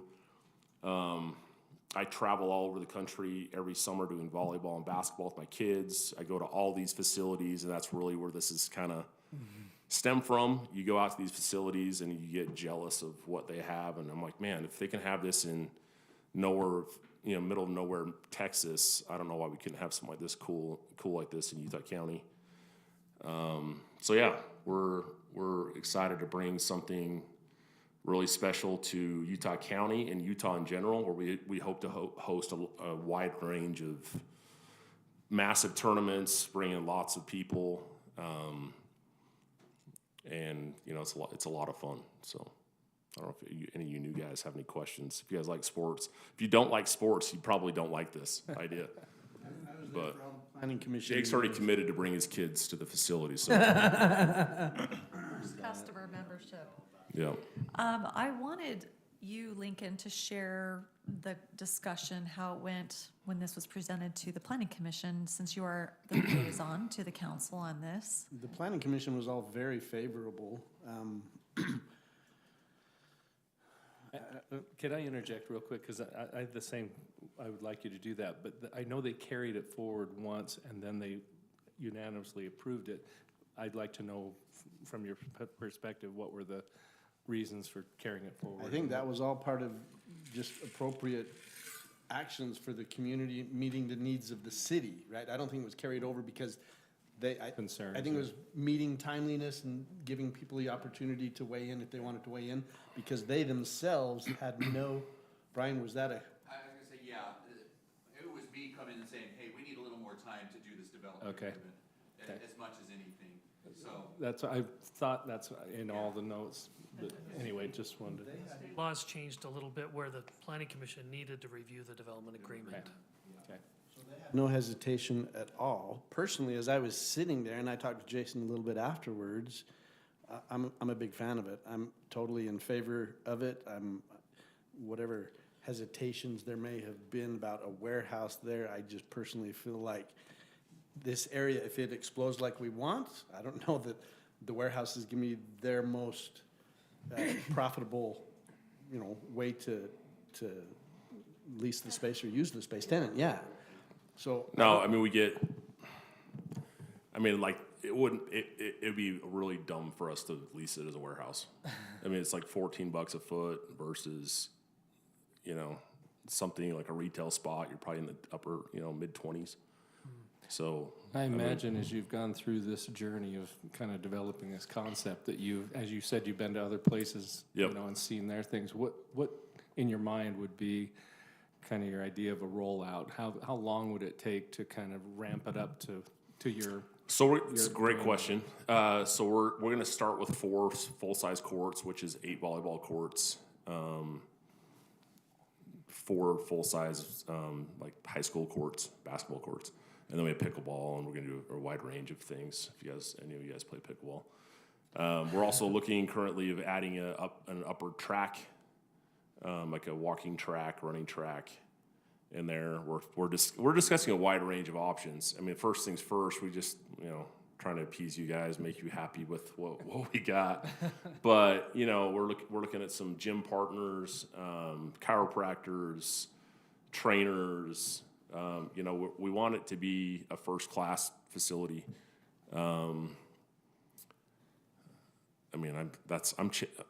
Selfishly, I'm running my kids all over the place, so this is going to be great for me if this, I can do this. 'Cause it's kind of a one-stop shop, But that's how we look at rollout. It's 4 originally, and then it would be 6 to 8 depending on. I got to figure out with my partner what he decides to do on the Class A office space. I was gonna say, that office space that they're considering, would that be part of the court space? Or would It that would be in part of the warehouse It space. would come out of the warehouse and Yep. request at this point? Yep. It's more mixed commercial. It fits more Yeah. in line with it, right? Yeah. So, he'd probably go, upper or lower level, kind of two level type office space, 30, 40,000 square feet. It just depends collectively. So it would take up 20,000 and 20,000, right? I'm going to personally office out of there as well. But yeah, that's kind of how we'd roll it out. 4 to start, and then we kind of build out from there. Is it geared toward individuals or teams, or how do people get access to this facility? Anyone that will come, Yeah. So it's funny. So my son, there's just not facilities, guys. I mean, at the end of the day, like my son plays basketball at Pleasant Grove High School. He'll be a junior this year. And he's a stud. He goes all over the place and plays. He's got his mom's athletic abilities, but we just hired a new coach this year. He's trying to build an outreach to the youth. Okay, so if you guys don't know, there's no bantam. There's not one single bantam team that was represented by Pleasant Grove. We did Club Utah. Yep. Yeah. Yep. So we're familiar with that struggle. So there's just nothing. So what's happened is a brand new coach has come in. He was under Mark Pope for 2 years at BYU. Young kid, ambitious, wants to build out this cool, youth Talent program. pipeline. And he's calling me like, "Hey man, I heard rumors about this facility. We don't have anywhere to run our practices. I'm maybe going to have to run it out of some people's houses. This is kind of a joke." So that's kind of where we're at. And that goes for volleyball as well. And I'm sure it goes for baseball and all the other sports. Unfortunately, we just can't fit, the rest of those sports under our roof, which would be nice. But Say volleyball would be. volleyball is probably our number one kind of client. Yeah, volleyball is probably the biggest client. So you can have. What would be your closest competitor? I mean, what is the closest facility here? So there's a lot. There's a few. There's a few. There's one at Carl Malone in Lehigh. Okay, that's the one I don't know if have you been in that facility. Not in it. So honestly, I don't want to compare that to this. I mean, that's it's kind of dumpy. Like we wanted like a first rate, nicely maintained. We want to eventually host big, huge tournaments. Adidas, Nike, and have that kind of draw into the facility. And those are The one in Mapleton's probably the newest. Yeah, I don't know if you know Dallas. Do you know Dallas, the mayor down in Mapleton? So he just opened one of these down there. He did like a rubber floor in there for maintenance-ish stuff. And, you know, it's funny because Dallas, when he built this, I've talked to him several times, he kind of mitigated his risk a little bit too, because what he did on the same property is he added on storage, self-storage on the side over here. And he was basically like, hey, this will help supplement this as it gets going. Now, he opened the whole thing out, you know, the basketball stuff all at once, which we were going to do in segments, but it's basically, you know, very similar idea. A lot smaller. Similar square footage? Oh, you say it's small? Yeah. Not close. It's probably You're going big. probably half the size. The one thing I do like about Jason's proposal is the amount of parking. I don't live too far from this one, and there's cars parked half-mile down the road on both sides of the street whenever there is a tournament. And I understood that you talked about a hotel maybe on a neighboring property, that would be kind of, you know, bringing teams in from outside to So provide. initially, Steve, we weren't thinking that. And then as we got into it, well, first there's a bunch of things that happened. Got in on the site, we thought it would be a little bit easier of a process, to be honest with you. Then we found out there was a dump site right behind it, and we're like, okay, well, cool, we're gonna block that out. Then we'll put, if we're gonna do all this infrastructure build out and bring all these people in, we might as well capitalize on Hospitality. the stuff next to it. Yeah. So it was kind of a evolving idea. And, you know, I live 3 minutes from here, and I drive by this site every day. And so, you know, I want to see something cool, and I want to have better options than I don't even know what it's called, the little steak sandwich shop over here, the Italian place. Oh. I like, even though it's good, I'd like to have more options than that, you know? Yeah, it's gone now. Well, I just like the Is it gone? Yeah. Out of It business. went out? Yeah. Well, it's like, yeah. That's how much I know. I just said. Yeah, it's been there a long time. I like the forward thinking of trying to connect everything there, because we definitely want it to be a great space that draws good people. Yeah. So that's, you know, and then we kind of went with the more of a modern design, like Mike pulled up with the climbing place up in, oh, it's right there, at the bottom. But, you know, we just want something that's going to draw a lot of attention and, you know, kind of look more like an arena. So. If I were to kind of summarize me, I'm really excited about the project. I do like sports. I do like the facility. I do like the size. I understand the concept of you hedging your financial investment. And then the city, we're trying to hedge our I get it. protection of the corridor, and how do you work those together so it works for you, works for a city, and so we don't end up with a warehouse. Right. And that's just the big deal. One of the things I've kind of thrown out a little bit, and maybe this is just dumb, do you say, okay, 50%'s in the warehouse, and could there be a time limit where you say, hey, for a couple of years, we can have 50% warehouse space. After a couple of years, maybe we only get 20. I don't know. Maybe that just doesn't happen. Maybe it doesn't. I mean, I would love to have the crystal ball and then saying, hey, this is how it's gonna blow up on us, and you know, I think my personal gut feeling, and I've learned I'm going against everything I know about investing. You don't usually go after gut feeling, because it usually turns out bad. But I do think we're gonna be well received. And based off of my outreach in this kind of segment of sports, I know there's nothing.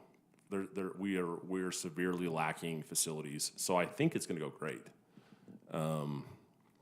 Now, does that mean it goes to 8 courts by, you know, a year after completion? I don't know. That's a great question. I wish I did know, because that would kind of help us out. We're gonna certainly we can't see in the future, but right. In 10 years, we don't want a warehouse there. Right. Totally get it. And that's why we're talking about that language of clarification, that never at any point in perpetuity could it be more than 50%. And it's meeting all the architectural requirements to fit in the vision. Yeah. of the zone, so that that would be something tucked and in the back where it's creating this buffer location. And, Yeah. when we talk about the vision of the corridor, you know, I think what we're trying to do here is have things and users and opportunities for live, work, play that are different than what any other city has. We want regional draw. Uniqueness. We want something that's gonna be just as cool in 50 years as it is now. Sure. And so having you have to kind of layer the opportunities and the amenities and and what's gonna draw people here through all hours of the day and evening. And so this is an anchor piece, you Yeah. know, and so. Well, I'll just tell you right now, youth sports is becoming more and more crazy every year. So as far as like an industry to like, hey, let's go kind of bet on, I feel pretty good about that. I don't think we're breeding crazier and crazier parents. They're spending a lot of money. It's not trending towards less time. It's Yeah. all your time. It's nuts. It is absolutely crazy. So In Lindon right now, you've got 2 volleyball academies, I believe. And that's one of those is Elevate. and then you That have would be one of the And then in tenants Pleasant here. Grove, just to the north, you've got a baseball facility as well. Yeah. So I think the biggest concern, and they're valid concerns, to my 2 council members who were gone last time, and I know we've discussed this a little bit, the city has invested by putting that road in. What we have coming down the pipeline for that corridor, we could really get some cool things on this side.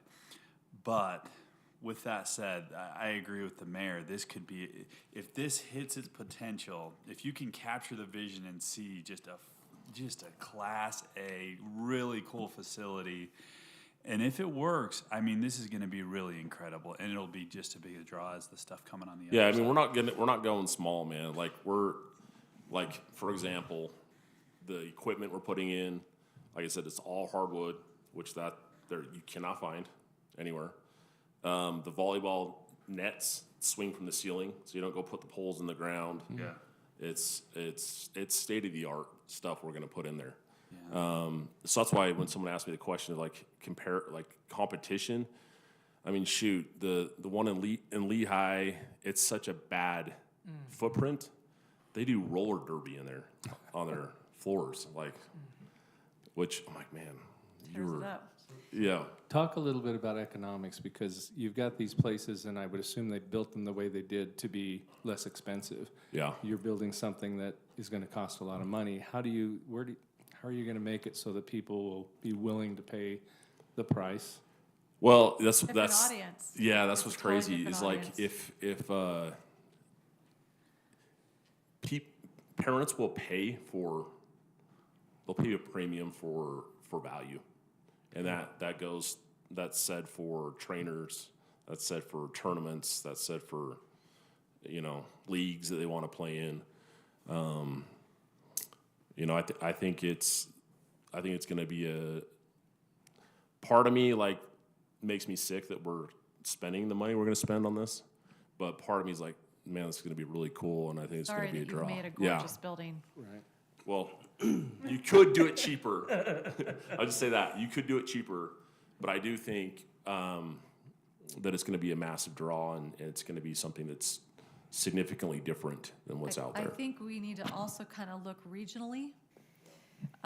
So keep in mind, council and our applicant, Provo Airport is now has just Expansion. begun Yeah. international flights. So I work a lot with Mayor Kafusi in a lot of capacities in the boards that I sit on. Provo is going hard, all in massive multi-million-dollar investment all around that airport in their city. They're planning to be like the soccer tournament location of the United States around that airport. So they're gonna do massive acreage of outdoor sports stuff in Provo. And the Provo Airport as a location they're planning massive tournament output in there, and that's the city making that investment, right? So imagine. You want to help out then? Well, they're building the parks. Walks, They're building the buildings. parks. That'd be You heard great. that conversation. We got the road done. That's 20 million, Jason. Yeah. So anyway, that airport, so imagine if you will, that airport, what that can draw on a regional basis for our valley being a destination. And then, you know, a lot of the mayors now in Utah County are really talking about, we've got to focus on the transportation backbone within the county. So, you know, Trax line, we have the Trax line coming right next to this facility. Yeah. So the idea is Provo Airport to Point of the Mountain to Salt Lake City, you know, one contiguous mass transit line. So there's a lot around this. And the other thing that I've mentioned to a couple council members that's been a more recent conversation is now that we have the 2034 Olympic bid. So Amelia Powers Gardner, one of our county commissioners, is now the Utah representative to the Olympic Committee. And so she's putting out there to the mayors, to the elected officials. Jake was there for the big announcement. They're saying, okay, there's going to be over $1 billion in infrastructure funds for transportation, et cetera. Tell us where you have venues that could support Olympic activities. Jason, this is one that I think we say, hey, this is a venue for, I don't know that it's going to be winter sports compatible, but there's so much ancillary activity around the Olympic stuff. You know, watch parties and hosting different dignitaries and events. So I think this is cool. I think this puts our, I mean, That'd be awesome. That actually be really, we're gonna put some like food options in there, like not like a high school concept, like actual food. So we're gonna figure that stuff out too. But that'd be good to know ahead of time if they're doing. We some got kinda, 10 years, 2034. And the idea is if we as Utah County can come together and have an inventory that we say, Olympic Committee, this is how Utah County is going to participate and have these locations and venues, then we can lasso some of that funding, that transportation funding down here, instead of all of it going to Summit and Davis County, et cetera. So I'm ready to make a just motion. big picture. I have 2 comments before you do that. Okay. All right. So one could probably be an agenda item for another day, but I've had residents talking to me in the same spirit as the sidewalk thing, where if a business owner or a residential developer came and said, what criteria would I need to meet to have the city council consider a zone change? I don't know what to tell them. I don't know if we have like a set of standards that it's transparent and clear that, you know, if the land hasn't sold for this long, or if there's an adjoining issue on this, that's when we would entertain a zone change. Or if there's been a massive economic shift and that development isn't viable anymore. So that's something not to talk about tonight, but that has come up as a result of thinking about this, because otherwise it just becomes what business proposal is appetizing, and this one is, and so it's great. And then you have other people that wouldn't know if they could come in and propose something. We do actually, you know, periodically have applicants do exactly what you say. Hey, we have this strange topic. I can think of, we could talk offline after, but if anyone can come to the planning department, flesh out those ideas, get guidance or ideas, and if they want to put in an application, they can. There's a process. That's great. And I just don't know on my end if there's a list of things that's like, yep, it's ticked all the boxes as to when we would change a zone. But that's like a different thing. I think like Van, you had summarized it really well. For me, I'm less concerned about like what you're proposing. You know, I think it's, and I'm one of those non-sports people, right? But I'm like, great, good luck. You know, it sounds awesome. And I have no idea how you do any of that. The one thing I did wonder, and I don't know if you've put in so many safeguards and it's a beautiful building and you've been patient throughout this process, and maybe there's wisdom in the council that I could tap into. And staff. So I think staff and councils past and future are well-intentioned and want to be reasonable people and respond to changes. And so I think sometimes as things change and progress, we will make reasonable choices based off of what's in front of us. And so my hope is that it's very successful for a really long time. I appreciate it. That would be my hope for you, and it sounds like it will be. And if it ever wasn't, and you were in a position to be like, I'm time to get out of this, I'm going to sell it or I'm going to do something else. I just got thinking, if I was on a future council in a couple decades or whatever, and it's like a building like this became vacant, and it's like we can't sell it into these 3 divisions. No one's buying at these types of facilities anymore. It's impossible. But what's really hot right now are warehouses. And so future councils will, I don't know. So part of me just thinks it's like putting something there functionally. So form determines function for me. It's like, it's a step in the direction of a future council that I could see posed with the question of vacant building, full warehouse. Doesn't make sense to have a vacant building, so we'll switch to warehouse. So it's a little bit of that foot in the door. I don't think you'll do that. That's not my concern. But down the line. So that's just my one little moment of hesitation where it's like throwing that down the line, because it's happened in our city multiple times with developments. And it's a big enough building that it would be an eyesore if it was sitting there vacant. I think that's a very valid It's like, point. and it would have 4 lease signs in the windows, and I don't see any council being like, well, let's keep it that way. Anyway, and so I'm just hearing the residents' voices in my head, kind of with that slippery slope, foot in the door argument.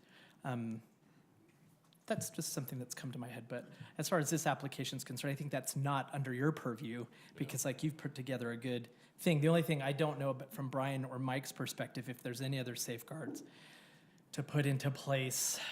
The development agreement seems to travel with the property regardless of what structure's on it, which seems to be a good thing. Any future city council, I guess, could change the zone again. We can't control that. But are there any other safeguards I'm missing that would discourage a shift to a full warehouse should it become untenable to have 3 commercial entities like that? It's a big building to just say, don't do anything with it. I can't think of anything off the top of my head right now. Okay. Especially with the provision of adding that at max is 50% warehouse. Forever. I mean, yeah. I think that it kind of forces it to go to the resident, the commercial retail. So and that's a great question. As I've kind of like tussled with this thing to get myself, just like, and like I said, I recognize that you guys want to make sure you're doing what's good and safeguarding the city. I wanted to safeguard myself. So I've been, kind of giving in the concessions that I feel like I can still work with. Okay. And like, I look at that, I'm like, man, you could turn that thing into a bowl, like a sweet Fat Cats. Or Yeah, you like a could bowling do, alley or there's a something. million different things you could go put in there, in my opinion, shoot, you could turn that into a movie theater. You could, Right. you could do, there's a lot of stuff. Yeah, there'll be, warehouse for me is an investment. And I think for anyone that would come buy a $23 million building, it would never pencil to be a full warehouse. Gotcha. Does that make sense? Yep. It would be the dumbest thing you could do as an investor. Such a loss. Yeah. You would get no return. Yeah. So again, I think warehouses have their place, and you don't build that structure As in a that warehouse. location. I go get cheaper land, cheaper build, and then that's how I get my profit. That makes a lot of sense. You know what I mean? Thanks for that context. That's Yeah. helpful to me. Okay. Okay, I move to approve ordinance 2024-09-0 to amend the Lindon City General Plan future land use map from commercial gateway to mixed commercial gateway for a portion of parcel 1405000051 as indicated in the adopting ordinance with the following conditions. The Lindon City General Plan future land use map amendment is conditioned upon the applicant submitting and receiving subdivision approval and signing the development agreement within 1 year of the date of final approval from the Lindon City Council and all items of the staff report. Second. Can I ask a question before? How will the development agreement process continue, go, and be finalized? We will just add in this 50% language. I'll draft that up, we'll run it past the other side, and then we'll come together and the mayor will sign it. So it's just that's the only thing that's left there. Just that provision talking about solidifying the 50% that we talked about tonight. All right, we have a motion by Councilmember Jacobs, seconded by Councilmember Stewart.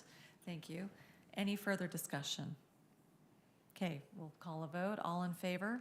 Aye. Any opposed? All right, very good. Moving on to item number 12, pertaining to the same applicant, the zone change amendment. Any additional information from our planning department on this? No, not at this time.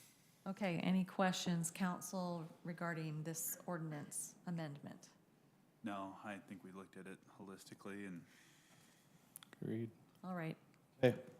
I move to approve ordinance 2024-10-0 to amend the Lindon City zoning map from Lindon Village Commercial to Mixed Commercial for a portion of parcel 14-050-0051 as indicated in the adopting ordinance with the following conditions. 1, the Lindon City zoning map amendment is conditioned upon the applicant submitting and receiving subdivision approval and signing the development agreement within 1 year of the date of final approval from the Lindon City Council. Number 2, the Lindon City zoning map amendment is conditioned upon the developer entering into a development agreement with Lindon City that will set forth the development and design requirements for developing in the mixed commercial zone. And number 3, all items of the staff report. Second. do we need to have the language, Brian, of the additional development agreement? We need to have that also in the motion, please. Just add that to the motion that it will be, That in the next one with the development agreement? Yeah. oh, I apologize. This is the zone change, so I think we'd It's include it just, in the. it's mentioning the caveat of the signing of the zone, the development agreement. The zone change doesn't take place until the development agreement, but the Okay. language about adding language to the development agreement will come in the next motion. Okay, very good. Thank you for that clarification. Go ahead. So we have a motion by Councilmember Jacobs. Do we have a second? Second. Okay, seconded by Councilmember Stewart. Any further discussion? All right, we'll call the vote. All in favor? Aye. Any opposed? All right. Item number 13. So, yeah, I'm ready to keep going. Okay. Do we need, so what text do we need to say in here about that development agreement language? With the amendment to add, The 50% provisions related to the 50% cap. cap on the warehouse portion to be approved by the mayor, approved and signed by the mayor. So I move to approve resolution 2024-20-R to adopt the development agreement between Lindon City and Jason Brown with the following conditions. A 50% usage is included in the development. Cap as Fif- discussed in the meeting. 50% cap as discussed in the meeting is added to the development agreement, right? And approved and signed by the mayor. Approved and signed by the mayor. On the following conditions: 1, the development agreement will be signed within 1 year of the city council approval of the development agreement and all items of the staff report. All right, we have a motion by Councilmember Jacobs, seconded by Councilmember Stewart. Any further discussion to the motion? All right, calling the vote. All in favor? Aye. Any opposed? All right. Looks like you have your work cut out for you. We're betting on you, man. Go make it happen. I thought you were gonna say if you build it, they will come when he asked this question. I thought you were pulling and fill the dreams off. I should have, man. With the interest I've had on that location for a sports complex, I know if he builds it, they will come. Yeah, there we go. He's our very own Kevin Costner. You look like Okay, him. before you go, I have one important question. So up until 3 years ago, I was the principal of Pleasant Grove High School. Oh, Who yeah. did they get to replace Coach Mack? He's irreplaceable. He is. So my son played for him for 2 years, and then his name's Carson Williams, 26-year-old. Hot shot. Okay, He's a good kid. good. He's a good kid. I have a vested interest. Wow. Single. 26. Oh, Wow. But he was a graduate assistant under Pope for 2 years. Knows his X's and O's. good. Hopefully he can figure out how to deal with High parents. expectations, so, Yeah, Mac was awesome, man. yeah. We still text every once in a while. He's a great dude. I didn't know you were over there. Yeah. That's cool. Too. Pam, you know Pam Dow? Yeah. That's my mother-in-law. Oh, Yeah. I've probably seen you around. Yeah, that's my mother-in-law. She's great. All righty. You were there when my sister-in-law was coaching. Who's that? Kim Yeah. Hockey. Yeah, absolutely. I hired her. Yeah, that's my wife's sister. Okay. Look at that. I could have got a vote easier if I would have had this connection. Right. Looking forward to hammering out that development agreement. Man, good luck. We're excited for you. Thanks, Mike. Thanks, Mayor. Thanks, guys. All right, that takes care of everything up until now. We have item number 14. This is a planning commissioner appointment, an alternate commissioner position that will be presented by Mike Florence here. Yeah, thank you. So our city code allows us to appoint one additional alternate planning commission member. And with our current planning commission, we have one commissioner with some health issues. We've got another commissioner that has a son with some health issues. And so they are, they miss a few meetings here and there. And, and with vacations and traveling and things like that, we'd like for the council to consider approving an alternate planning commission member that would attend the meetings. If there's a full quorum, then they would just sit in the audience. They can still, comment on things, but for the most part, they would fill a vacancy on an evening for a planning commission meeting if we needed them. So there was not our meeting last Tuesday, but the meeting before that, I only had 3 commissioners that were there, and I was on the phone, and I got one that was on vacation and asked them if they could jump on Zoom. And so I really think it would help for us to have an alternate member. We did send you the name of Ryan, is it? Doan. And a longtime resident of Lindon City. And so we kind of wanted to have some discussion about that. We're not making a decision tonight. I would bring that back at a future meeting, but wanted to get some feedback on an alternate and possibly moving forward with Ryan Doan. Michael, I just wanted to clarify one thing, because we talked about this. So we would ask this person to attend all the meetings, so they were apprised of all the business of the planning commission. Yes. And then you mentioned, now, my understanding was they would sit in for anyone who's absent, or are you saying they would only sit in if they need to form a quorum? Sorry, and anyone that was absent. Okay, thank you. Anyone who's absent, that's what Yes. I understood. Okay. And Just- go ahead. No, you go ahead. And Mr. Doan, he lives on the west side. I felt like, that representation from that side of the community, that's where a lot of this stuff is happening. And having that representation there would be, I think, a fair distribution of the seats that are held right now. Yeah, So, and we do have some commissioners that have had 5 and 6 terms, and I don't know how much longer they will be participating. They've been on there for 16 to 20 years, and so. I it'd think be the good. idea of an alternate's very smart, I think. And Ryan, I've known him kind of like I've known Cole and Jake and Brittany back here as a student. Solid, I was going to say kid, young man. Father, yeah. So I would be totally in support of him. He's high character, and he loves Lindon, as you all noted in his bio. But great young man. I think he'd do a good job. So for sake of argument, I just want to ask, only one alternate? I know code only says one, but would we have a need for 2? I think one would be okay for now. We could kind of monitor that. And then Are there the other other, names that you have, other people that you? I do. I have one more question or one more comment. So I've chatted with some of the planning commissioners, and they really enjoy what they're doing. A couple of them with some family health issues. I would love to keep them still engaged. They want to continue to be engaged, right? It's not like, That's the well, idea. if this with an person alternate, isn't, yeah. you know, they really want to be engaged. They've got a lot of history, context, et cetera. So I would love to keep them engaged and just get an alternate. The other name that Karen Danielson shared with me is Bennett Dexter. Some of you might know his father, Chris Dexter.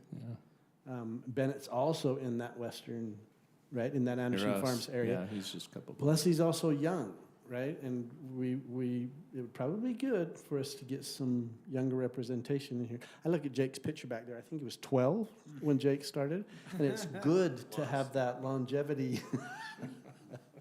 So I don't know this other individual. Okay. Yeah, he's, You said long-term resident. I thought, oh, wow. Born and raised here. here. Homegrown. Okay. Either direction we go, we should start creating a list and, keep those We names on may, there. as he mentioned, we may start to see some folks not renew their terms, throw their hat up, so. The other thing I was gonna mention, Council, just on the aside, is I feel it's really important that the planning commissioners and the council have some good social interaction at least once a year. So we are trying to organize a dinner. Scott Thompson has this fabulous outdoor kitchen space. He's graciously offered to host. And so we're just trying to sync up a date here, hopefully September or early October. We'll let you know. Before it gets too cold. Yes, yes. So just I so we can rub shoulders. I think that's awesome. I would love that. Yeah. And I support the alternate, and Ryan's awesome, so I'd support him too. Agreed. Love the other name. It's always great to have a list ready to go as opportunities arise, so. All right, well, this is a discussion. Any other direction for staff? Way all on top of this, in favor of it. Yep, let's do it. Fantastic. Thanks, Mike. All right, this takes us to our last agenda item, which this is actually a closed session to discuss potential purchase or sale of real property or pending or possible litigation as per the Utah Code. So we will end the recording here and close the We have doors to and make a then motion restart. first while it's still We being sure recorded? will. We sure will. I'm just announcing Sorry. that for those that are watching this online. All right, so I would entertain a motion, so forth. We always struggle with the verbiage I here move to for go sure. to a closed session. There you go.